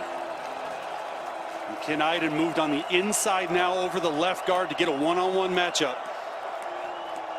Here he comes. Pass over the middle, caught. Nice catch by Derek Bowler. He's going to be a couple of yards shy of the line to gain. And it's 4th down, and we'll see if they're going to bring in Gavin Rutherford. They are. He is the short yardage quarterback. Has a couple of starts this year, but they use him in goal line and short yardage. 6'3", 210-pound redshirt freshman quarterback comes in for Vidlak. This seems like a big play for the Jacks. Can they get it? Rutherford just savvy and guile. Look at that will for a 1st down. I mean, it's literally just quarterback dive. He gets hit way behind the line to gain and just drives his legs 210 yards. They run a little jet sweep motion, pulling the left guard, and runs right into his guy, and huge 4th down conversion early in the 3rd quarter. They call that the GATA package. Get after their you-know-what. Oh. So it's a 1st down. And now Reese getting a carry, his first here tonight. Big 12 offensive freshman of the year a few years back at Baylor, has wound up at Stephen F. Austin, had a big run last week. He's got some explosiveness that they'd like to channel here in the 2nd half. He's the #1 guy for them as far as threat to go the distance at any time he catches the football, not only running it, but throwing it to him out of the backfield as well. Such a huge drive here for the Jacks as Harris goes in motion. Vidlak pitches it out. Here's Reese. They like him on the edge. And he is cut down as he crosses the 50 by Bryant Meredith, the nickelback. That was a really good tackle by Meredith. In the long run play last week you said about Richard Reese, came off this speed option. They run it a lot. They're reading the end, old school, and nice job right there to get in 3rd and manageable. And once again, I'm looking at, hey, there's no Kenneth Iden on the field right now. Oh, he's coming in. All right, he was off. No, he's coming in. And he's lining up over the left guard. Again, they slid the center to him last time. That's what I'm worried about right now, my protection plan. 3rd and 7. Vidlak has time, throws, incomplete, flag down.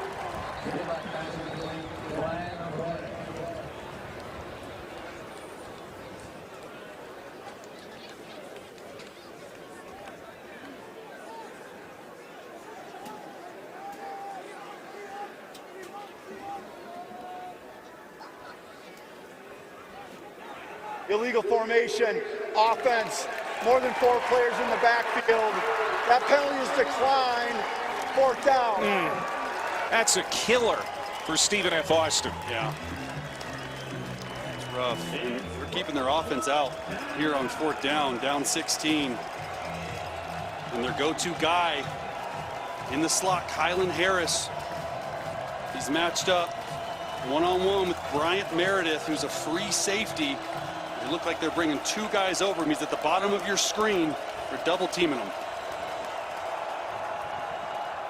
4th and 7. Vidlak lofts it down the sideline for Whalen, and incomplete, flag down. They're going to get Carson Williams for pass interference. Williams doesn't like it. Single coverage. They go to Whalen, and Williams, the freshman, is going to be flagged. Pass interference, defense, number 8. 15-yard penalty from the previous spot, automatic 1st down. And he's had a big play here tonight, but that's a costly penalty. Underthrown deep ball works all the time when the receiver comes back to him, and I thought there was pretty good timing right there on Carson Williams, but it's the underthrown deep ball. It's undefeated. Receiver comes back, and both of these 3rd downs and 4th down so far, money downs, they have gone to Clayton Whalen, not Kylan Harris on these jump balls. Get a touchdown on it earlier on 3rd and goal, and a big 4th down PI call right there. Montana State's been the more penalized team tonight. That's their 7th. Slant to Harris. 1st down and more, and he dives to the 19-yard line. Every time they need a big play, they go to Kylan Harris, and now this team in the red zone. Yeah, this is a huge drive. Make no mistake about it. We're going with tempo here. Got to get set. Jenkins right up the middle. Just a big hole. And Jalen Jenkins, the junior from Dallas, runs right through for a gain of 19. First and goal. Spread it out really wide. 5 guys in the box, 5 offensive linemen run it. It's easy. It's a numbers game. They've been doing it all game long. Officials timeout for an injured defensive player. This will be a full media timeout. So the Bobcats have a man down. Taki Uialuilakepa, the free safety. We'll check on him when we come back. First drive of the half, and Stephen F. Austin, down 24-8, has gone 12 plays, 71 yards. Now can they bring the ship into port and really make this a game here in Bozeman? This is where Kylan Harris, number 4, shines. 10 total touchdowns on the year, over 1,000 yards. They like him on these little option and choice routes. They've matched him up in the slot. He's stacked down here at the bottom of your screen all the way outside. But they're going to toss it to Jenkins, trying to cut the corner, and he's upended and knocked down at the 5. Second down and goal as Carson Williams, who had that penalty earlier here in this series. And a nice tackle. You got to imagine getting close down here inside the 5. Number 12, Gavin Rutherford, that we saw on the 4th down, the other quarterback. This is sort of getting to his area of the field, depending what happens here on 2nd down. Stay with the ground attack and into the end zone. Just muscling it in from 5 yards out. Jalen Jenkins, his 5th rushing touchdown of the year. And we'll see if they're going to go for 2 again. They've done that once already. 5 Bobcat defenders. Once again, 5 offensive linemen. 2 high safeties. Look, they were double teaming Kylan Harris out here in the slot, and Jalen Jenkins just right down the middle and then going for 2.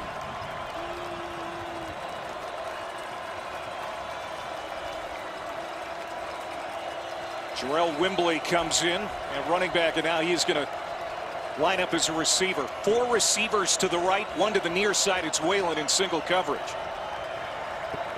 Vidlak has time, moves to his right, looking to the end zone.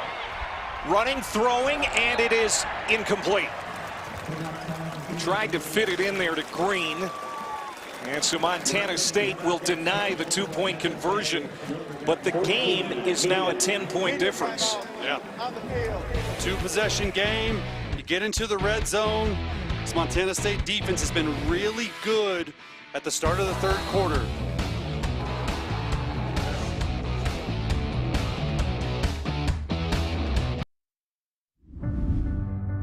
Number 1 is laugh.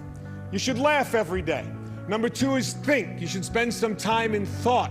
And number 3 is you should have your emotions moved to tears. Could be happiness or joy. But think about it. If you laugh, you think, and you cry, that's a full day. That's a heck of a day.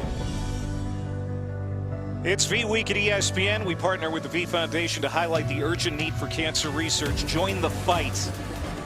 Visiting v.org/donate. Well, there are the Stephen F. Austin fans who have come alive here in Bozeman after that 14-play, 76-yard drive. 26 rushing yards on that drive. Only 16 rushing yards the entire first half for the Jacks. Yeah, they're finding something that's working. It's the run game. Short kick. Linchoni, one of the up men, gets it across the 35-yard line to the 36. So now we'll see how Montana State responds. A feeling now like this game has swung as far as momentum. Back-to-back scoring drives for Stephen F. Austin going back to the end of the first half. Yeah, forget about the first half. It's over with, and it's a short memory for Stephen F. Austin. They've scored on their last 2 possessions, 14 unanswered points, and you know, this is a big drive for their defense here. Got to get off the football field. You got to play in their backfield. That's what they're really good at doing, and they haven't been able to do that this game. See Lamson's numbers, and he's thrown it really well tonight, despite the 1 interception. We're going to start with Julius Davis. Davis to the 40-yard line. Julius Davis, 7th year of college football. 4 at Wisconsin, 3 with Montana State. Part of a 3-headed rushing attack 3 1,000-yard rushers last year. Scott Troy Humphrey, Adam Jones, who's still with the team, and then, of course, Tommy Millott. They haven't missed a beat here this year. That's an unbelievable stat. 3 1,000-yard rushers. Lamson drops back, throws, and got it to Dane Steele, wide open.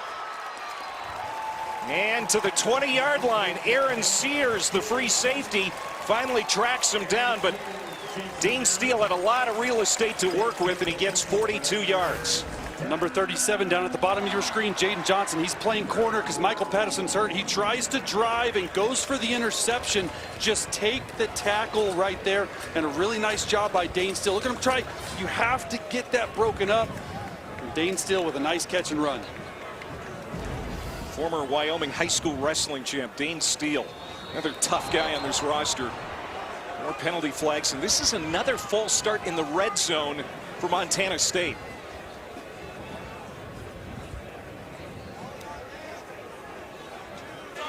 False start, offense, number 89. 5-yard penalty, remains first down. It's Rocky Lencioni. Usually, you don't see the home team jump off sides, but we've seen that a couple times down here in the red zone. This Lumberjacks band is down there. They brought all the way back up from Nacogdoches, so could be a little bit of an issue.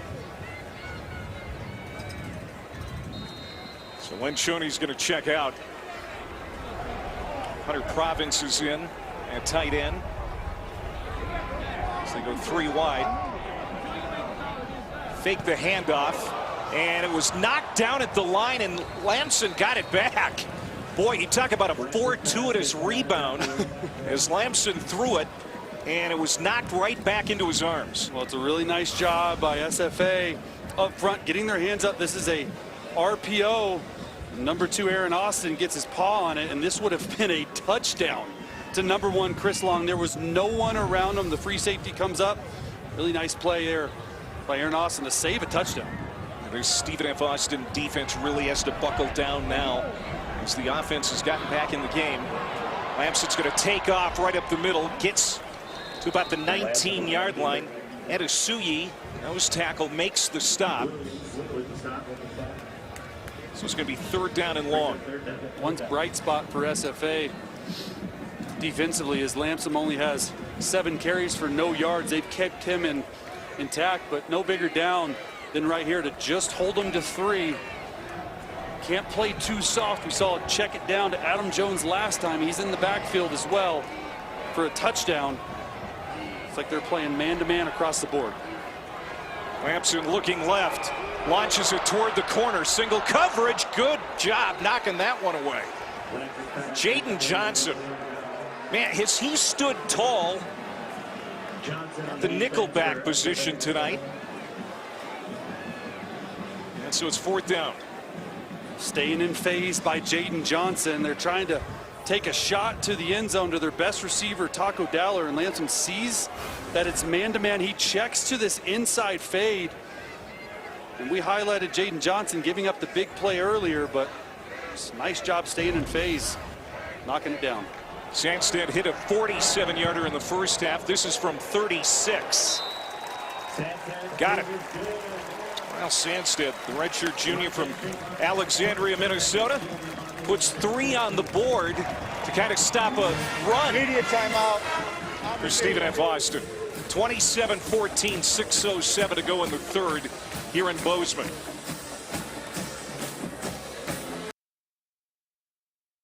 Pandemonium in here.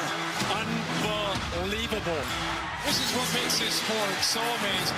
The college football playoff first round begins Friday, December 19th and continues Saturday, December 20th. Back here in Bozeman, the quarterfinals of the 2014 FCS playoffs. Of course, the 12-team FBS playoff starts a week from tonight in Norman, Oklahoma. Sooners hosting the Crimson Tide on ABC. That's going to be a dandy. Friday night standalone game. Sign me up, coach. Week from tonight. Touchback. Let's go down to Morgan.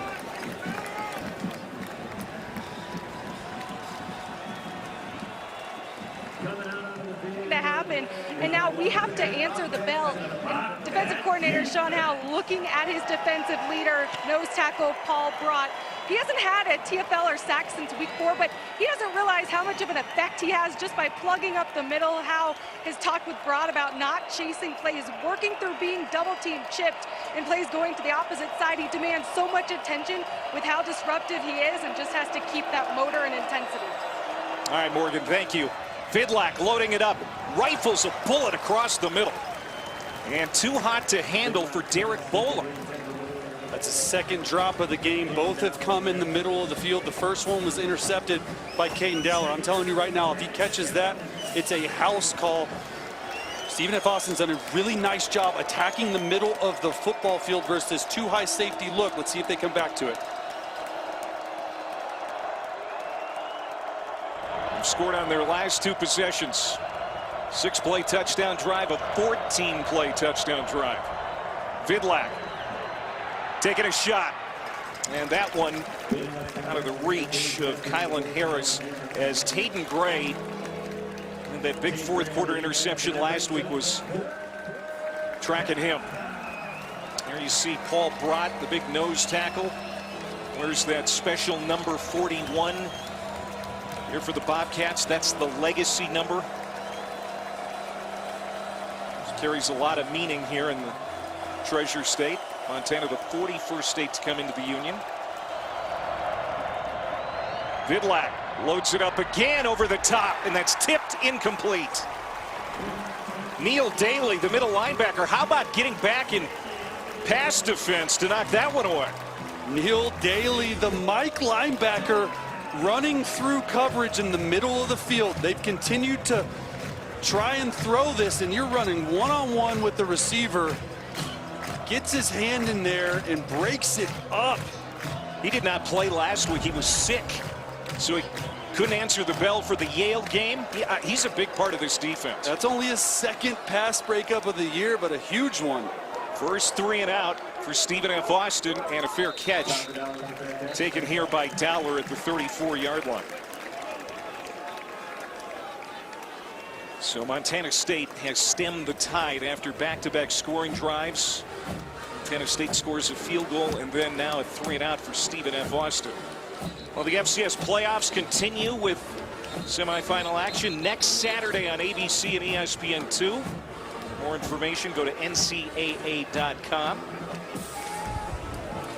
Here's a look at the bracket. Illinois State, the Cinderella story of this playoff, going to be at UC Davis. Davis didn't expect to be hosting this week after Illinois State knocked out the Bison, Villanova, and Tarleton. That's going to be terrific. As let's start on the ground, that's going to be a 1-yard pickup for Davis. And then, you look at Montana and South Dakota.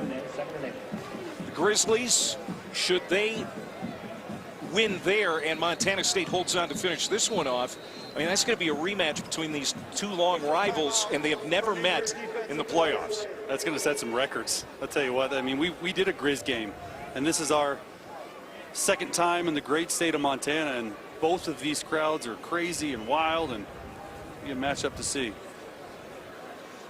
This is defensive tackle Xavier Potts, the training staff out to look at him.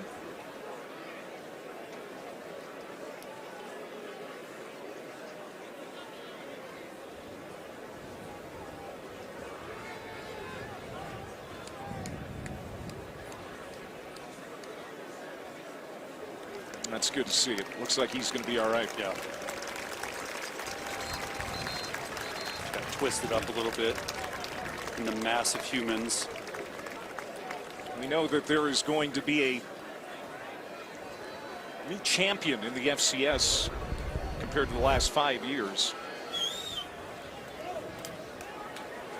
Sort of hard to believe that the Grizz and the Bobcats, 2001 and 1984 were the last 2 times.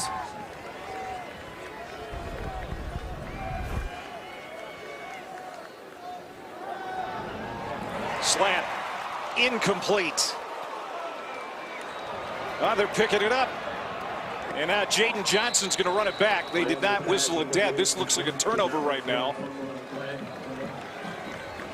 Montana State, I think they thought it was incomplete too. This is going to be reviewed for sure. Yeah, it looked like the receiver had the ball in his hands. Number 10, Jabez Woods.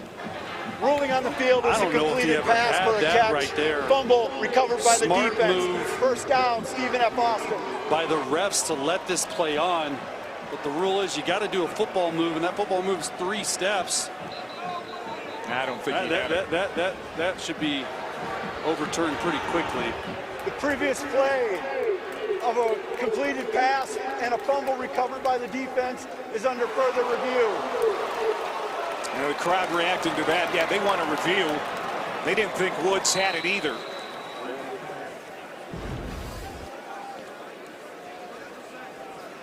So our replay official Chris Rossini is going to take another look at this.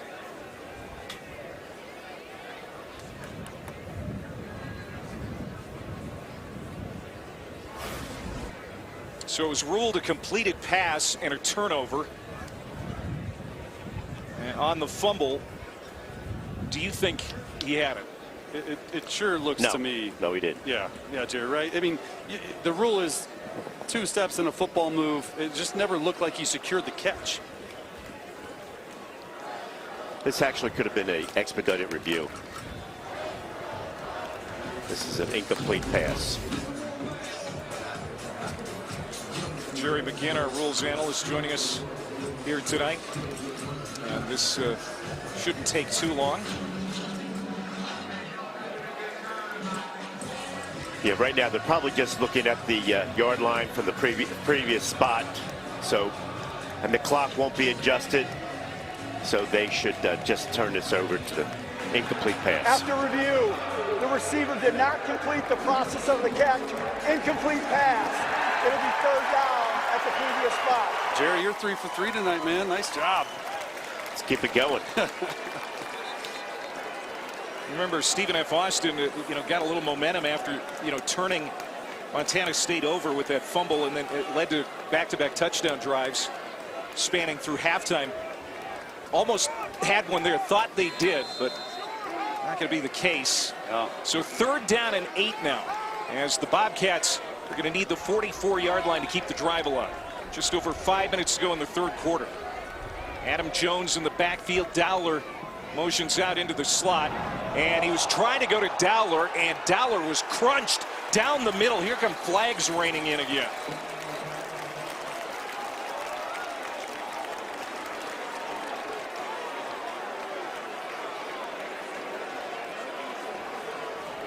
Cameron Reddick got there a little too early. Yeah, I think that's what Dowler thought immediately.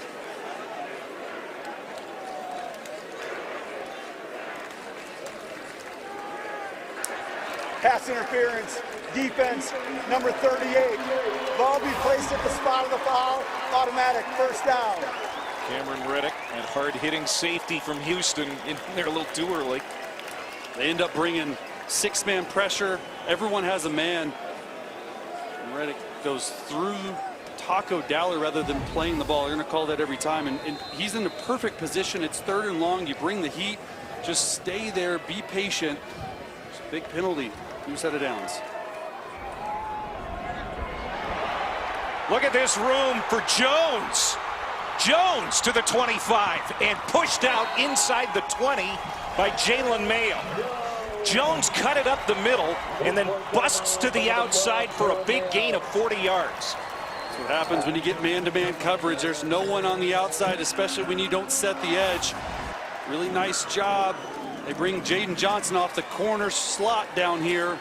And when he does that, he sees nothing but green space. And Jaden Johnson takes the quarterback, and it's a heck of a game for Jones right here. 46 yards on 5 carries, a touchdown. And now Lamson going back to the air.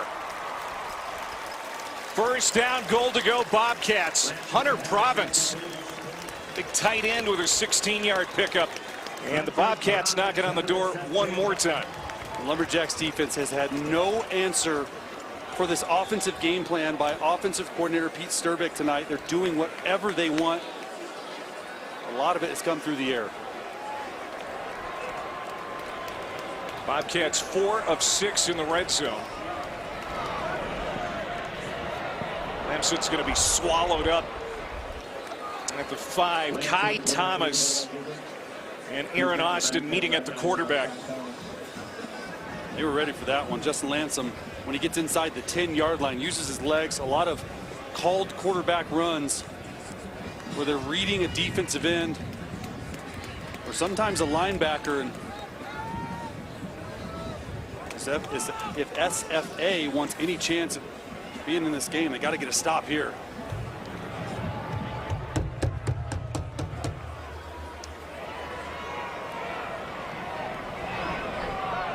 Second and goal. Lamson rolling out, nobody in front of him. A race to the corner, got there, touchdown. Justin Lamson, so good with his feet. And he rushes in. 9th game with a rushing touchdown and a passing touchdown.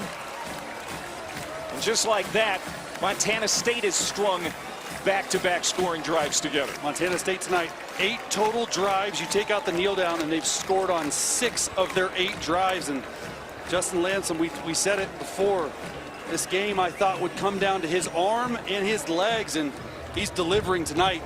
3 total touchdowns. 6 plays, 66 yards, and a little over 2.5. So much going on in the backfield. This was actually supposed to be a pass. He just said, hey, let me take it myself. Fake it. You bring Taco Dowler in motion. And got a lot of rushing touchdowns on the year. Make that number 12. Justin Lamson, transfer from Stanford. Had big shoes to fill with Tommy Millott, 3-year captain and last year's Big Sky and National Offensive Player of the Year. He's done a really nice job. Brent Vigen tried to recruit him to Wyoming when he was the offensive coordinator there under Craig Bohl. Instead, decided to go all the way across the country from his home state of California to Syracuse. Played a couple of injury-plagued years there. Then went home to Stanford, didn't really work out.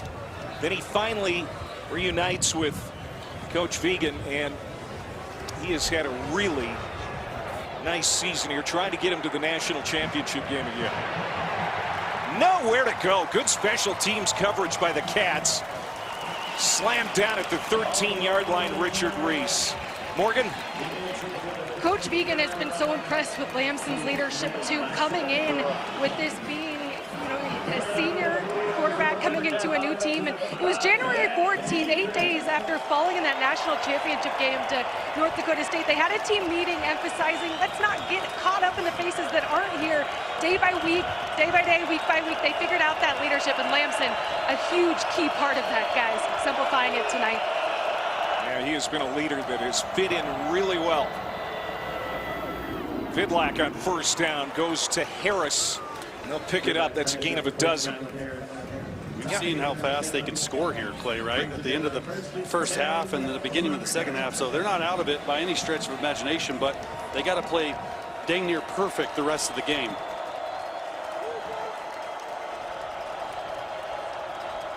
Low snap. Vidlac comes up, twists it off to the 30-yard line where it's snagged. And it's another catch for this offense. Isaiah Davis, former UTSA Roadrunner, picks up 6. Sam Vidlac trying to rally this team as they go back to the ground and right up the middle. Vidlac, second season at Stephen F. Austin, had stops at Oregon State and Boise State. And we talked about Montana. Was the opening day starter for the Grizz in 2023. Lost his job to Clifton McDowell, who guided them to the national title game. Now back here in the state of Montana trying to pull an upset. They got some work to do, down 20 points. That'll move the chains. Bugs Mortimer, first time he's really done anything in this ball game. Of course, he makes most of his impact on special teams in the punt return game. That's his first catch, and it looks like he's shaken up. He's going to stay in. It's in the trips formation at the bottom of your screen.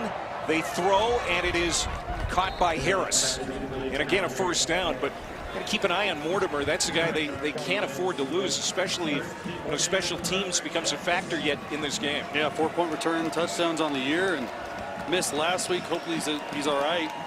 Surprised they don't get him more involved offensively. Mortimer, a transfer from Western Michigan.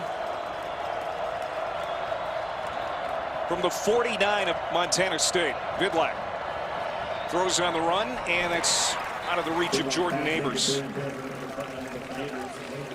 Vidlak throws a hard ball. Yeah, I was just about to say. I mean, we've seen a couple times tonight where the receiver's been 5 yards away. He could just put a little touch on it. And he's throwing the cannon at him at all times. I mean, he gets that ball out quick. It's impressive to watch. And imagine this middle of the field wide open again. Big hole up the middle. First down and more for Wembley. It's a foot race. Wembley down the sideline. Stays on his feet. Touchdown. Jarrell Wembley goes 49 yards for the score. And the Lumberjacks just refuse to go away. I'm telling you, this Lumberjacks team, they score quick offensively. And versus this too high safety look, they've stayed with the run. The ruling on the field of a touchdown is under further review. Oh, he steps out at the 6. And guess who? Caden Dowler. Yeah, running him forcing him to the sideline to step out. Dowler with his 6th interception in the first half. He is on a 5-game streak with an interception. And it looks like he just prevented a touchdown for Jarrell Wembley. Just an effort play. You're in this too high safety look, and you could easily give up on that play. Man, if that doesn't encompass everything that it means to be a Montana State Bobcat, I don't know what does. Big Sky Defensive Player of the Year, Caden Dowler. I mean, the ball continues to find him. Have you ever been on a heater? Of course, you had a Heisman Yes. Trophy type season in 2007, but Caden Dowler right now, After review, it's the unbelievable. runner stepped out of bounds with the ball at the 6-yard line. It'll be 1st and goal at the 6. So take the touchdown off the board for now. But being on a heater offensively is way different than defensively. Defensively, you have to find the football. These takeaways, these turnovers, that's what this Bobcats team preaches, led by Sean Howell, the defensive coordinator. They talk about it every single day. Already 3 today, 23 takeaways in total. And Dowler and Iden, which you've seen make huge impacts in this game, continue to make that.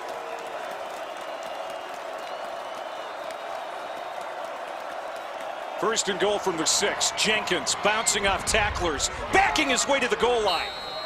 Touchdown. Lumberjacks get in. On the very next play, they say we are here to stay. We'll see if they go for 1 or 2 here. Jalen Jenkins has been their back of choice in the red zone. Came into today with 4 touchdowns, his 2nd of the night. And they score on the very next play before the 4th quarter. I think we might have a wild one here, Clay, going into the 4th. Carlos Alvarado coming on for the extra point. Sophomore from Venezuela. How about it? Stephen F. Austin, the 7 seed. First FCS playoff appearance since 2021. Last time they made a national quarterfinal in 2009. They also came to the state of Montana and got blown out. But, you know, this team's showing a ton of fight, that red dirt mindset. Every time you think they're out of it, what do? They answer offensively. Now it's just going to come down to the defense. They have to somehow get a stop with Justin Lamson. 8 total drives tonight. They've scored on 6, and we said it today. The player of the game, without a doubt, Justin Lamson. 3 total touchdowns, 246 passing yards. It's his best game of the season since November the 1st. And SFA, we haven't talked enough about it. Out Charles Dimmings, out Michael Patterson, 2 of their starters. Michael Dimmings Charles Deming's got pro potential. You have to rally the troops. You have to get a stop some way, somehow.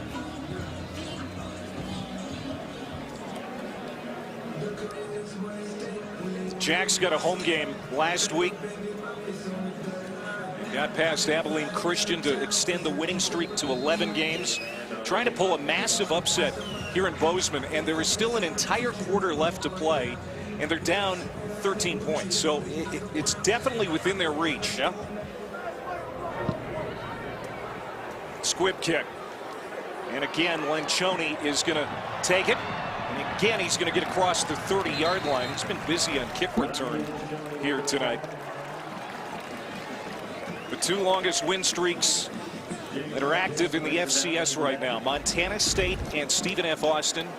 Villanova's also on a heater right now, 10 wins in a row. Villanova's going to be at Tarleton State in Texas tomorrow. But you got to think, Montana State, they are the highest seed remaining. Yeah. And with North Dakota State out of the way, people are considering the Bobcats to be the favorite. I'm sure Montana would like to have something to say about that. Of course, South Dakota will meet the Grizz tomorrow in Missoula on ABC. Julius Davis stepping out of a tackle, moves to the middle of the field, gets loose, look out! Nobody's going to get him. Julius Davis, the former Wisconsin Badger, loping into the end zone. There is a flag.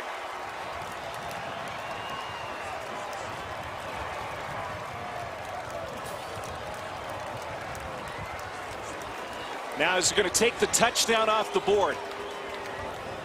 We'll see. We get him talking and waving by. Yeah, this could be a taunting penalty on Julius Davis.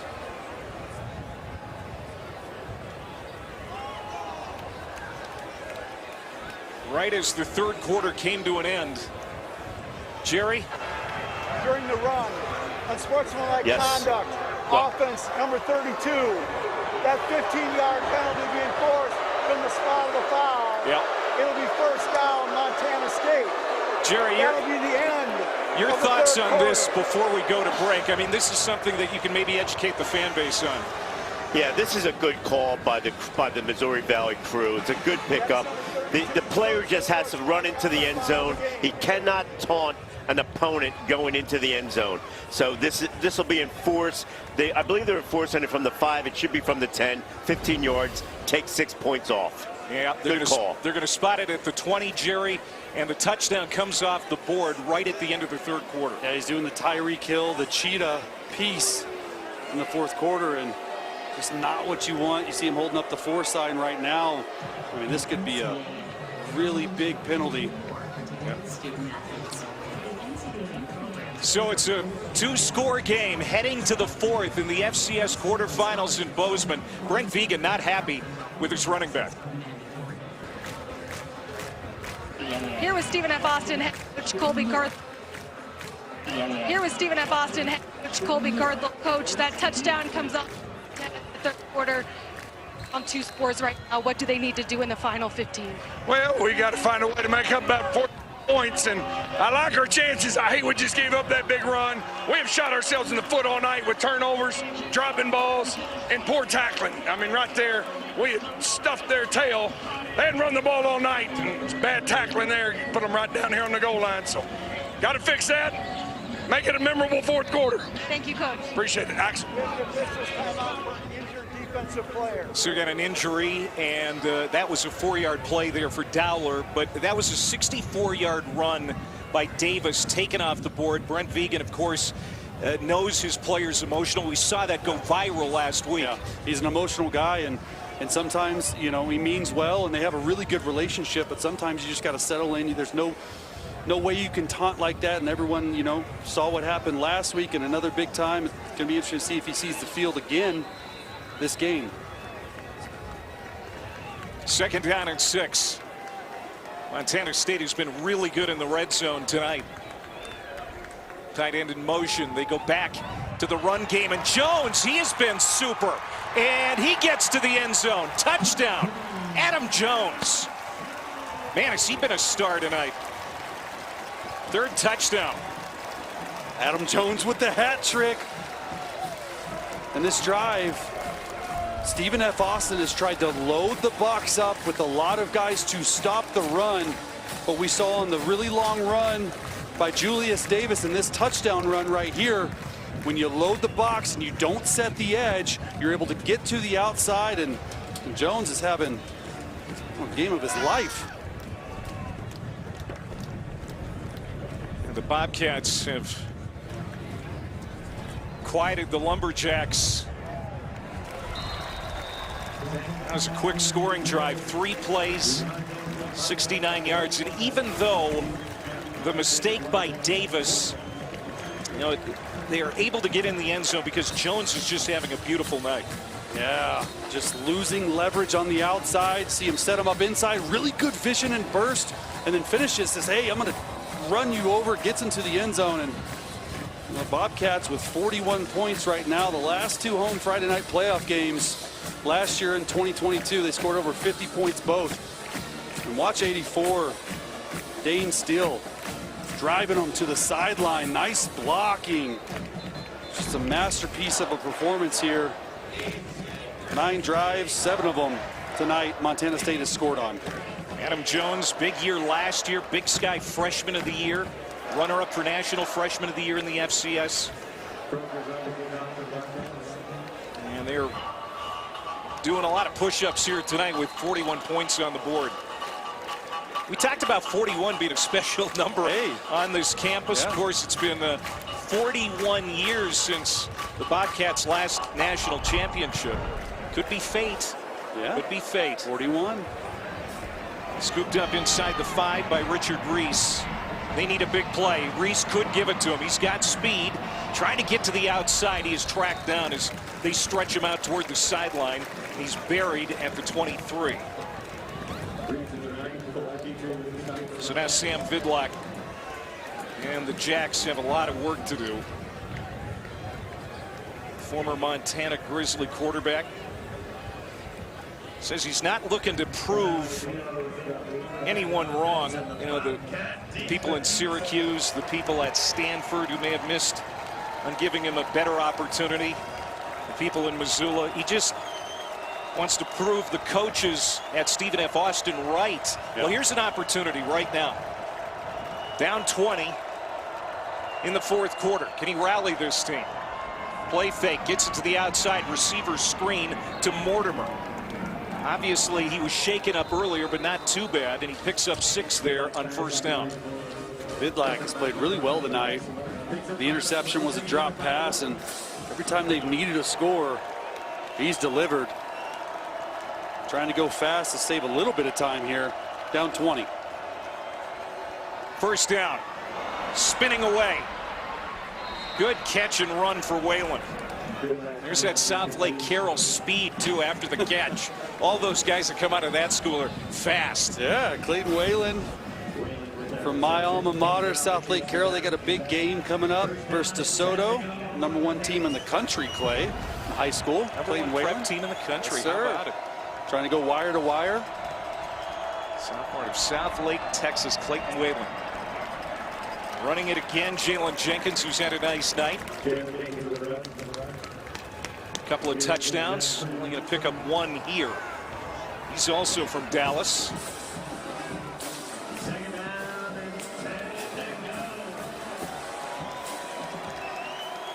So this crowd here at Bobcat Stadium getting behind the Bobcats.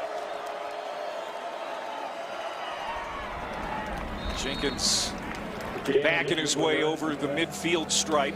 So it'll be 3rd down and manageable. Jacks are obviously in 4-down territory right here. You got 2 downs to get it. A big play offense. We've seen it time and time again. Screen to Mortimer. Dodges 1 tackler, spins away from another, but then the swarm comes. And that's what defensive coordinator Sean Howe wants. He wants a swarming defense. Run to the ball, play as 1 unit, 11 hats around the ball at all time, and Mortimer right there is shaken up a little bit. This numbers count. There's 4 defenders down here outside of the hash at the bottom of the screen. It was a run option to throw it or run it. They decided they wanted to throw it out there. Timeout. Stephen F. Austin. Their first of the half. This will be a full media timeout. Colby Carthel is going to spend a timeout ahead of this fourth down at midfield.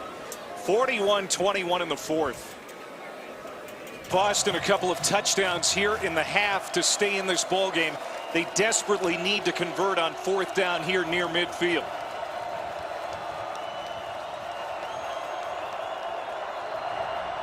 Vidlac from the gun on 4th and 6. Down the sideline looking for Harris, and he had him, but he dropped it. Seth Johnson was there step for step, and there's a flag down. We got to check this flag. That was a beautifully thrown football. Personal foul, face mask, defense number 6. 15-yard penalty from the previous spot, automatic first down. Here's the break the Jacks were looking for. Yeah, you can't throw that ball any better. But Bryant Meredith pulls the face mask as they're going down the field. Here's the incompletion. Meredith was in the slot on the safety and just grabbed the guy's face mask as he broke to the middle of the field.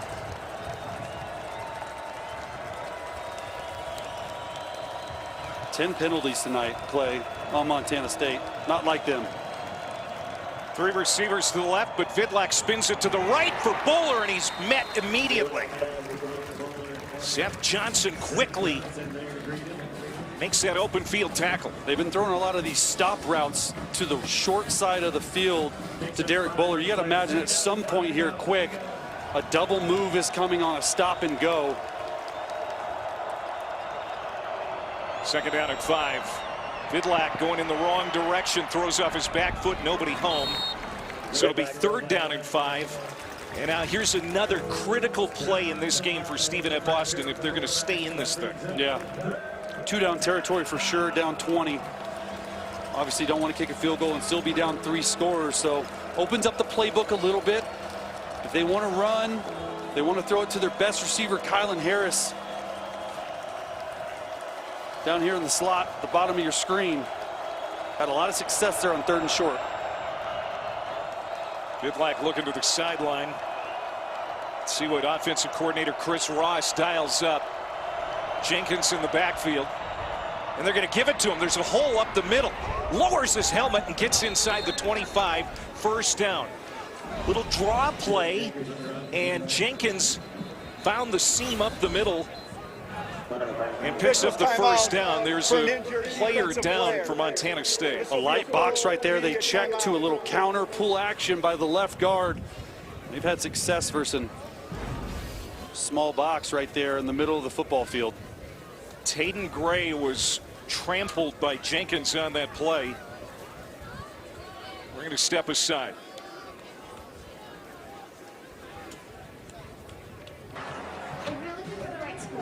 Well, it's good to see Taden Gray walk off moments ago. He's going to go in the injury tent, but it appears that he might be able to return. He had that big 4th quarter interception last week in the win over Yale for Montana State. His defense has been really good here tonight, but Stephen F. Austin has scored on 3 of their last 4 possessions. They need to get into the end zone here, Chase. Absolutely. If I'm offensive coordinator Chris Ross for SFA, knowing that Taden Gray is out, the backup nickel's in. They've had a lot of success in the middle of the football field versus 2 high safety look. Got to test that with Kylan Harris. FCS quarterfinals in Bozeman, Montana. 4th quarter, 1st and 10 for the Lumberjacks as Harris goes in motion. Play fake to Jenkins. Harris dropped another one. We've seen several receiver drops tonight for the Jacks. It's their 4th drop of the game, and he's going to turn this one up. Another injury. And now Paul Brott is limping to the sideline for Montana State. You mentioned it. Sam Vidlac does throw a very tough ball to catch. I mean, it is right on the money, but that ball is... He puts some stank on it. Yeah, yes, he does. He puts some stank on it. You see Brott grimacing over there on the sideline. So here's a 2nd and 10. Just inside the 25-yard line. Eric Gray, the center, checking at the line. Jenkins trying to feel his way through a hole on the left side. It closes quickly. Louis Lakepa and Taylor there to combine on the stop. So no gain. So 3rd down and long for Stephen F. Austin. And again, settling for 3 on this drive doesn't feel like that's accomplishing much. No, take it down to 17, 3-possession game. The way their defense has been playing, 2-down territory. And I'm going to say it again, the middle of the football field. They've been attacking it all game long. See if they go back to it.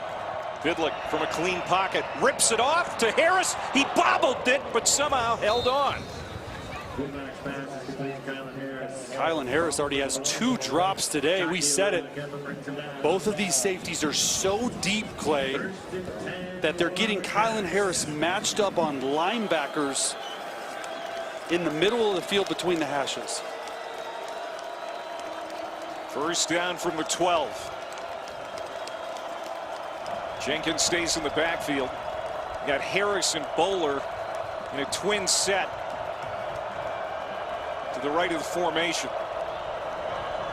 Vidlack's going to go to the left corner, though, and it's overthrown. Whalen wants a flag, and he's going to get it.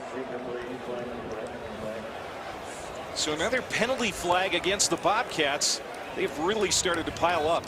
They're going to get Carson Williams here for a face mask on Clayton Whalen, trying to just throw a jump ball fade to the 6'3" receiver. Sort of been their MO tonight down here in the red zone, but Carson Williams in really good position, just pulls the face mask. Well, now 7 offensive linemen are going to come in, plus Gavin Rutherford, the backup quarterback who runs that short yardage goal line package.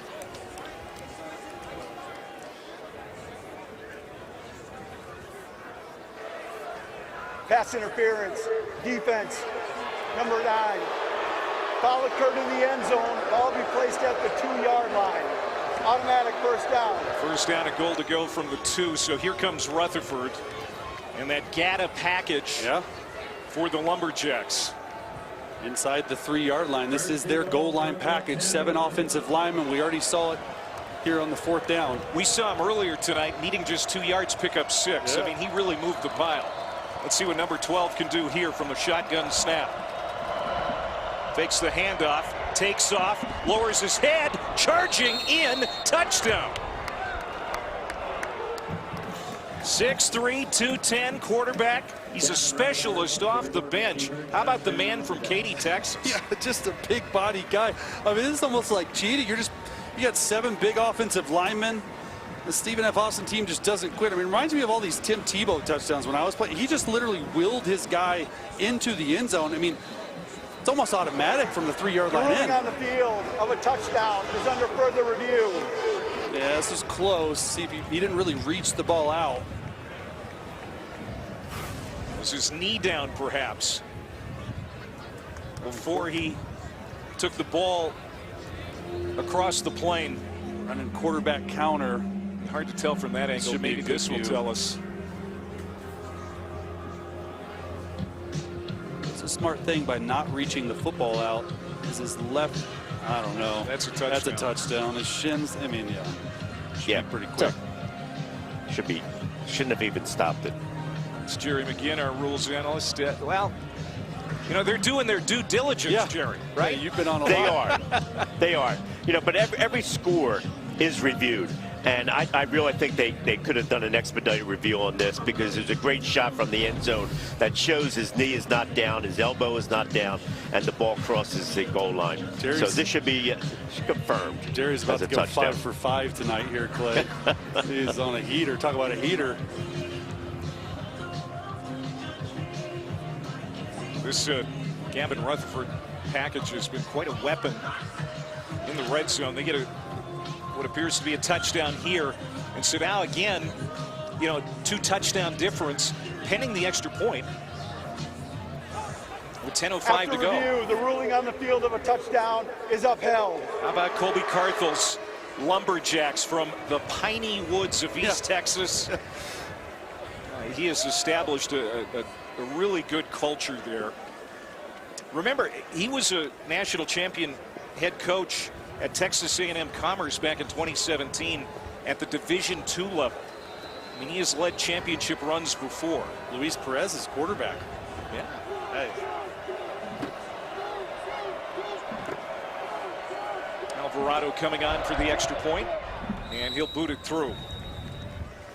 So here we go again, a 13-point difference, still over 10 minutes to go in Bozeman, Montana. The FCS quarterfinals. Stephen F. Austin not going away.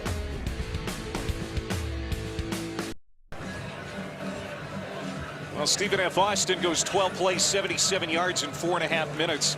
Rutherford, specialist quarterback who comes in, goal line package, scores. Remember, 2 penalties on Montana State for 25 yards that led to 2 first downs that helped SFA keep that drive alive.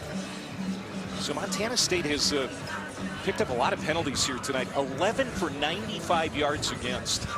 Yeah, that's a lot. That's not like them. They're usually really disciplined, and sort of what's kept SFA in the game. Jacob Hand kicks it through the back of the end zone. And so now Montana State will come out, still leading by 13 points, but there's 10:05 to go. And, you know, if you get a sudden change here, yeah. If Stephen F. Austin,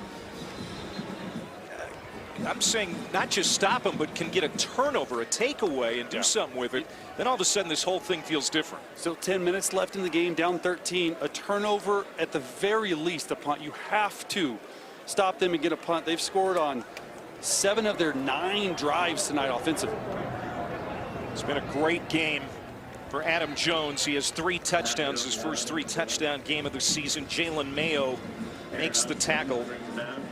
Julius Davis has not been out on the field since that 60-yard run that was called back after he had that taunting penalty. We're starting to see these safeties from Stephen F. Austin creep up to try and stop this run. They've run 30 times for 165 yards. Montana State has. See if they take a shot over top these safeties. Justin Lamson chased out of the pocket, looking downfield. He's really good on his feet, and he just runs for the first down. Just the will and the power of Justin Lamson. 8 yards, they'll move the chains. And they do just that. They try to take a shot over top. They stay on top of the coverage and just outruns Kai Thomas and stays in bounds too. He's a bruiser. 6'2", 210, likes contact and his steady presence, his leadership.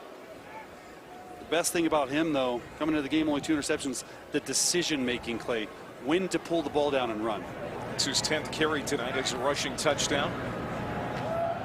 They go back to the guy who's kind of paid to do it, and that's Adam Jones, and he gets close to another first down out across the 45-yard line. Alafipo making the stop. So the Montana State Bobcats rush for 150 yards and multiple touchdowns in 13 straight games now. That's the longest active streak in not just the FCS, but the FBS as well.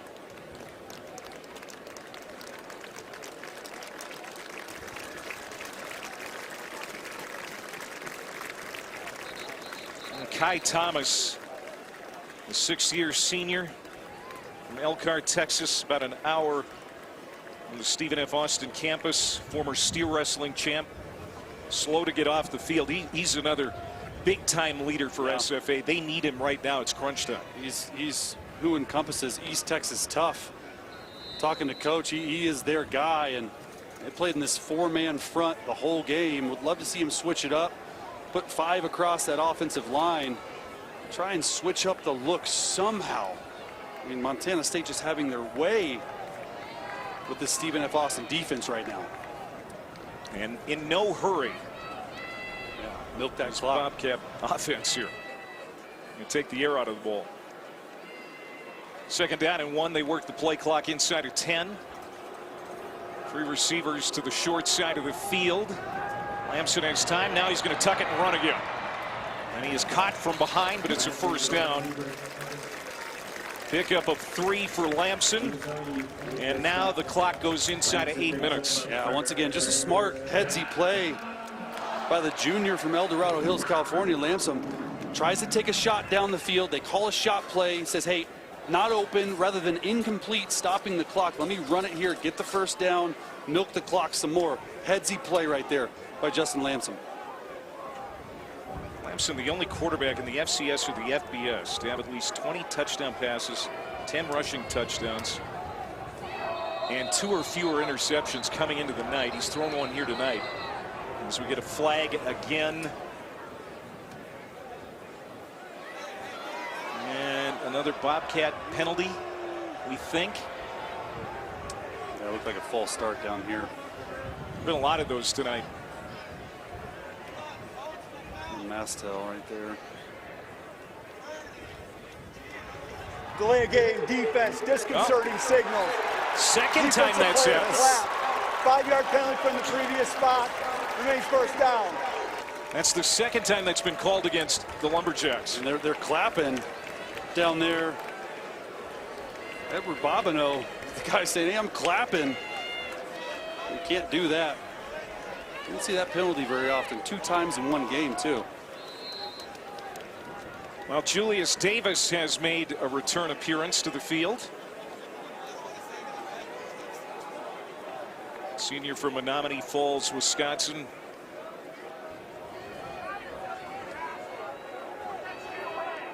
Probably got a little bit of a tongue lashing after he went to the sideline.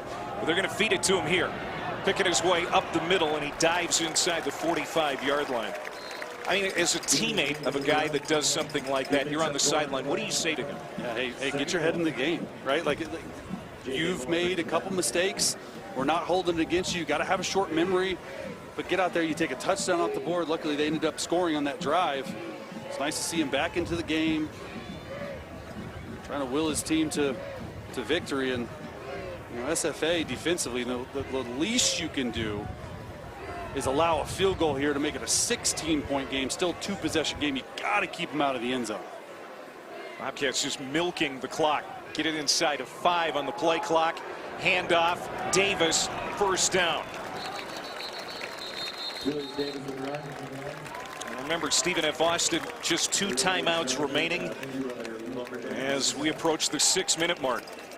You know, we don't talk about offensive line very much when we're talking about it, but this Bobcats offensive line, we said coming into the game, they were going to be the key to this game. They averaged 234 rushing yards a game, which was 4th in the FCS. And this Jacks front 7, they're ranked number 3 in rushing defensively. And Montana State already at 191 yards rushing a game. They're having their way with this front 7.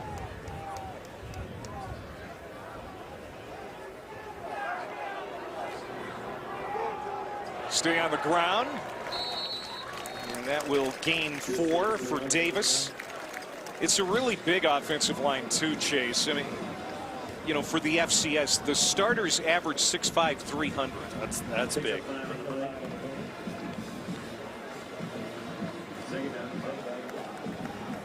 You got to think the continuity too, Clay, right? The same starting offensive line combo for the last 10 games. JT Reed, a guy who has really elevated his game this year. A captain, stepped in at center after Burke Mastel, the starting center coming out of fall camp, got hurt. Mastel, since getting healthy, has moved to right guard and it has really come together up front. Jumping through a hole is Jones, making his way to the end zone. He is going to be stopped at the 2.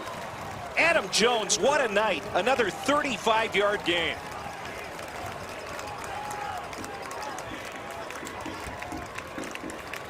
Adam Jones showing the 2-headed monster of Julius Davis and Jones. Jones already with 3 touchdowns tonight. We talked about that big offensive line and just they're having their way, just open in the hole. I mean, they're not trying to run around them. They're trying to run right through them.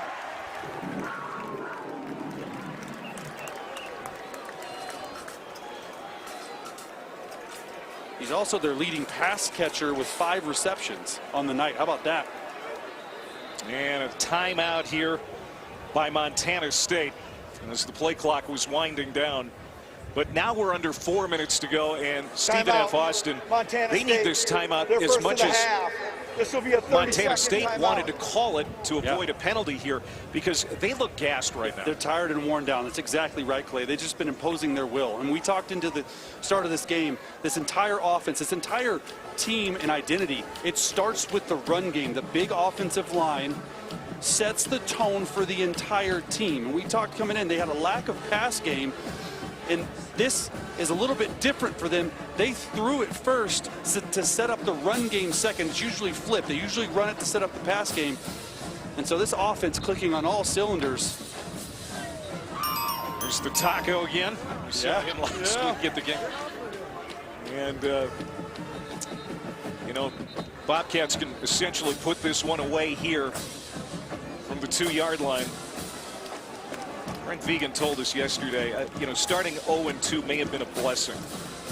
And trying to extend their winning streak to 12 after that 0-2 start, get back to the FCS semifinals, one step closer to another chance at a national championship, finished runner-up last year.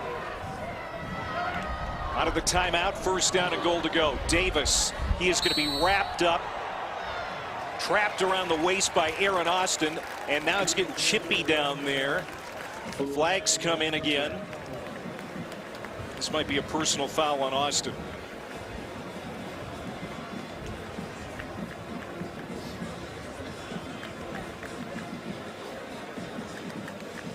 And this is the kind of thing we kind of saw at the end of the After Yale the play's over, Montana State game foul, last week. Unnecessary roughness, defense. That penalty enforced half the distance to the goal line from the dead ball spot. Automatic first down. It's an emotional time of year. It's playoff time. I mean, lose, you go home. Can't body slam them. Can't do WWE moves like that. Yep. That is illegal. Aaron Austin, who was Colorado Buffalo once upon a time, transferred back closer to home.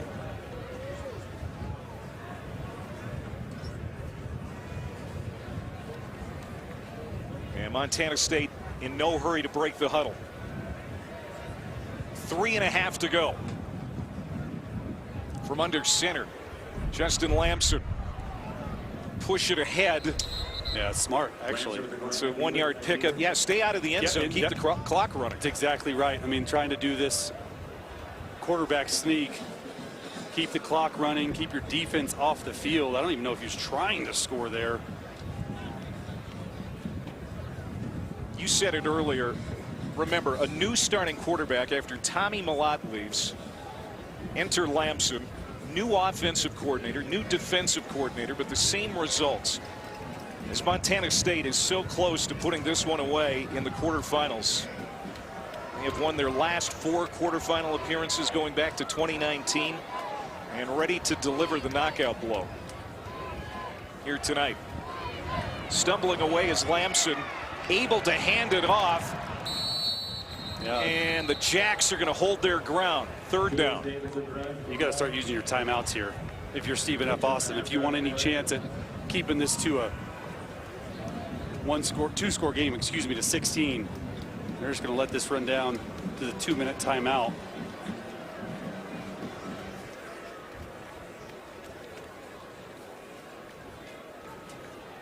Here's Colby Carthel. What a year it's been for his Lumberjacks.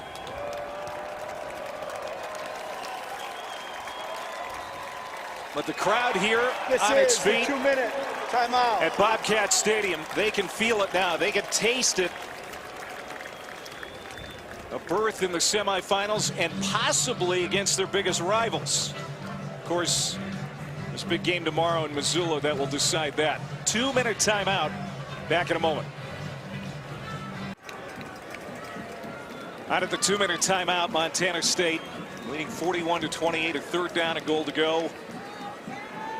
What a year it's been for the Bobcats. What a year it's been for the Big Sky Conference. 3 teams made the playoff field, all still alive. UC Davis will play its game tomorrow. So will the Montana Grizzlies.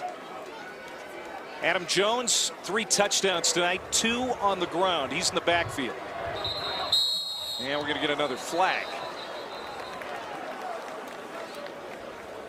False start on Valken, tight end. False start, offense, number 80. 5-yard penalty from the previous spot, remains third down. You know, there's a lot that Vegan is going to like about this game, but the red zone false starts, that's going to rankle him a bit. 12th accepted penalty for 100 yards tonight. And honestly, a big penalty. You got to run it here on third down to keep the clock running, but Stephen F. Austin still has 2 timeouts left. Hold him to a field goal here. 16-point game. Third down and goal. Pass low to Dowler. Lamson on the run, threw it at the feet of his junior receiver, and so now it's fourth down, and they will have to bring out the field goal. I don't like that call at all. A minute 56 left. You take 4 seconds off the clock rather than having SFA burn their timeout. Now he's wide open, and you think that your quarterback, who's completed 20 of 25 balls up to that point, is going to make the easy throw. Clock stops, kick the field goal, potentially go up 16, get the ball back down only 2 scores. 23-yard attempt, and it's good. As Sandstead is 3 for 3 tonight, it's 44-28. A minute 52 to go. Remember, you know, Brent Vegan was not happy with the finish of the Yale game. It was a clunky finish.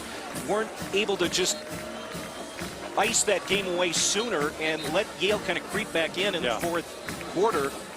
I'm sure he's having some thoughts about that right now, even though it still seems pretty out of reach here for the Lumberjacks. Yeah, they have not finished like they know they can.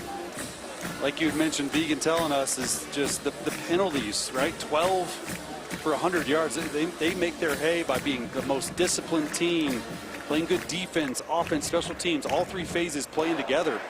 They've just been a little sloppy in the penalty department.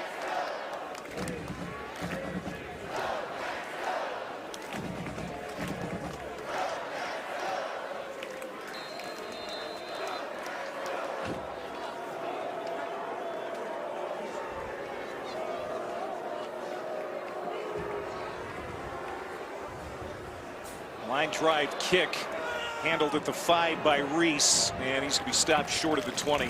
Adam Jones, 2 rushing touchdowns, 1 receiving. Sophomore captain. You don't see a lot of sophomore captains, but Adam Jones, a 1,000-yard rusher last year, has had a big year this year, and he has helped dominate this game at times. Yeah, I mean, as a freshman, Big Sky Freshman of the Year, and even honorable mention on All Big Sky, and he's continuing his big day today. 3 total touchdowns, 114 rushing yards, 5 catches for 46 yards, over $150 and 3 total touchdowns. Getting heated up. Vidlak was able to get it away, but it's incomplete. He wanted Wayland. Hunter Parsons was right up in his face. And there's Adam Jones, 114 on the ground.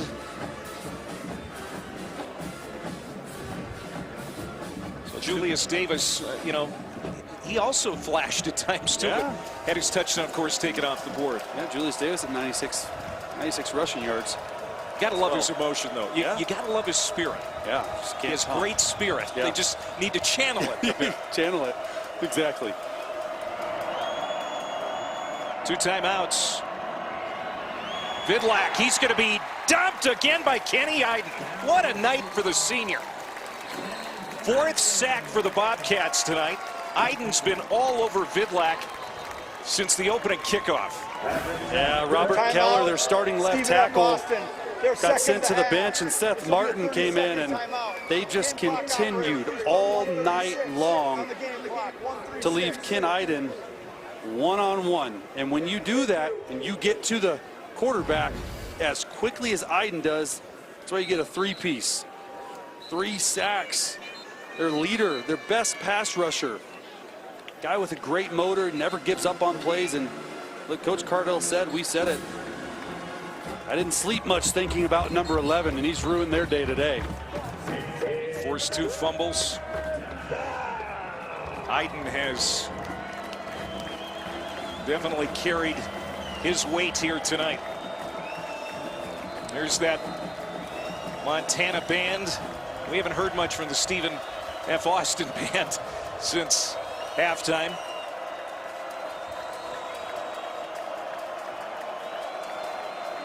Heiden's in the middle of the field. You got to slide your center to the left at the top of your screen, which they do here.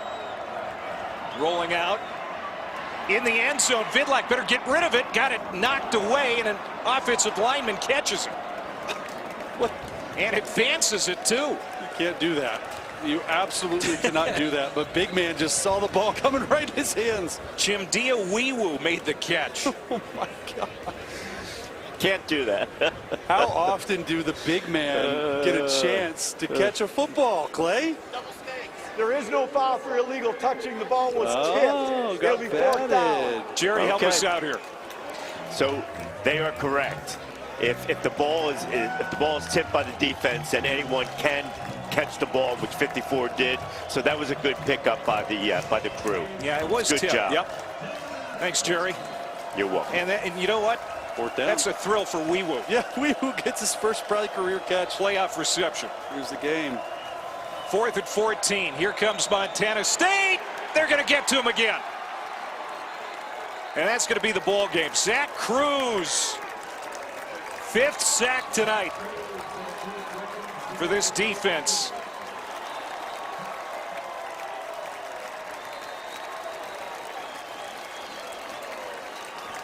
What a night for this crew.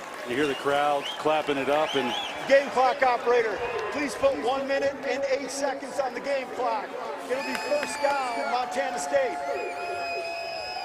4 sacks from the left side.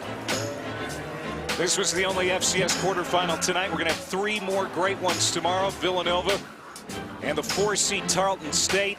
You can see Tarleton 44 points per game. That is a terrific offense to watch. Montana at home against the Coyotes of South Dakota. That's going to be on ABC at 3:30 Eastern. And then Illinois State. Do they have more magic in them after knocking off the #1 seed North Dakota State last week? Brent Vegan, a North Dakota State alum. He has lost to the Bison in the playoffs 3 times, twice in the national title game. They are out of the way now. They are 1 step closer to getting back to the national championship game. And we'll see who they end up playing next Saturday. Going to be a lot of eyes on the Grizz tomorrow, Saturday, 3:30 Eastern on ABC. The Brawl Part 2. Montana State winning the first one.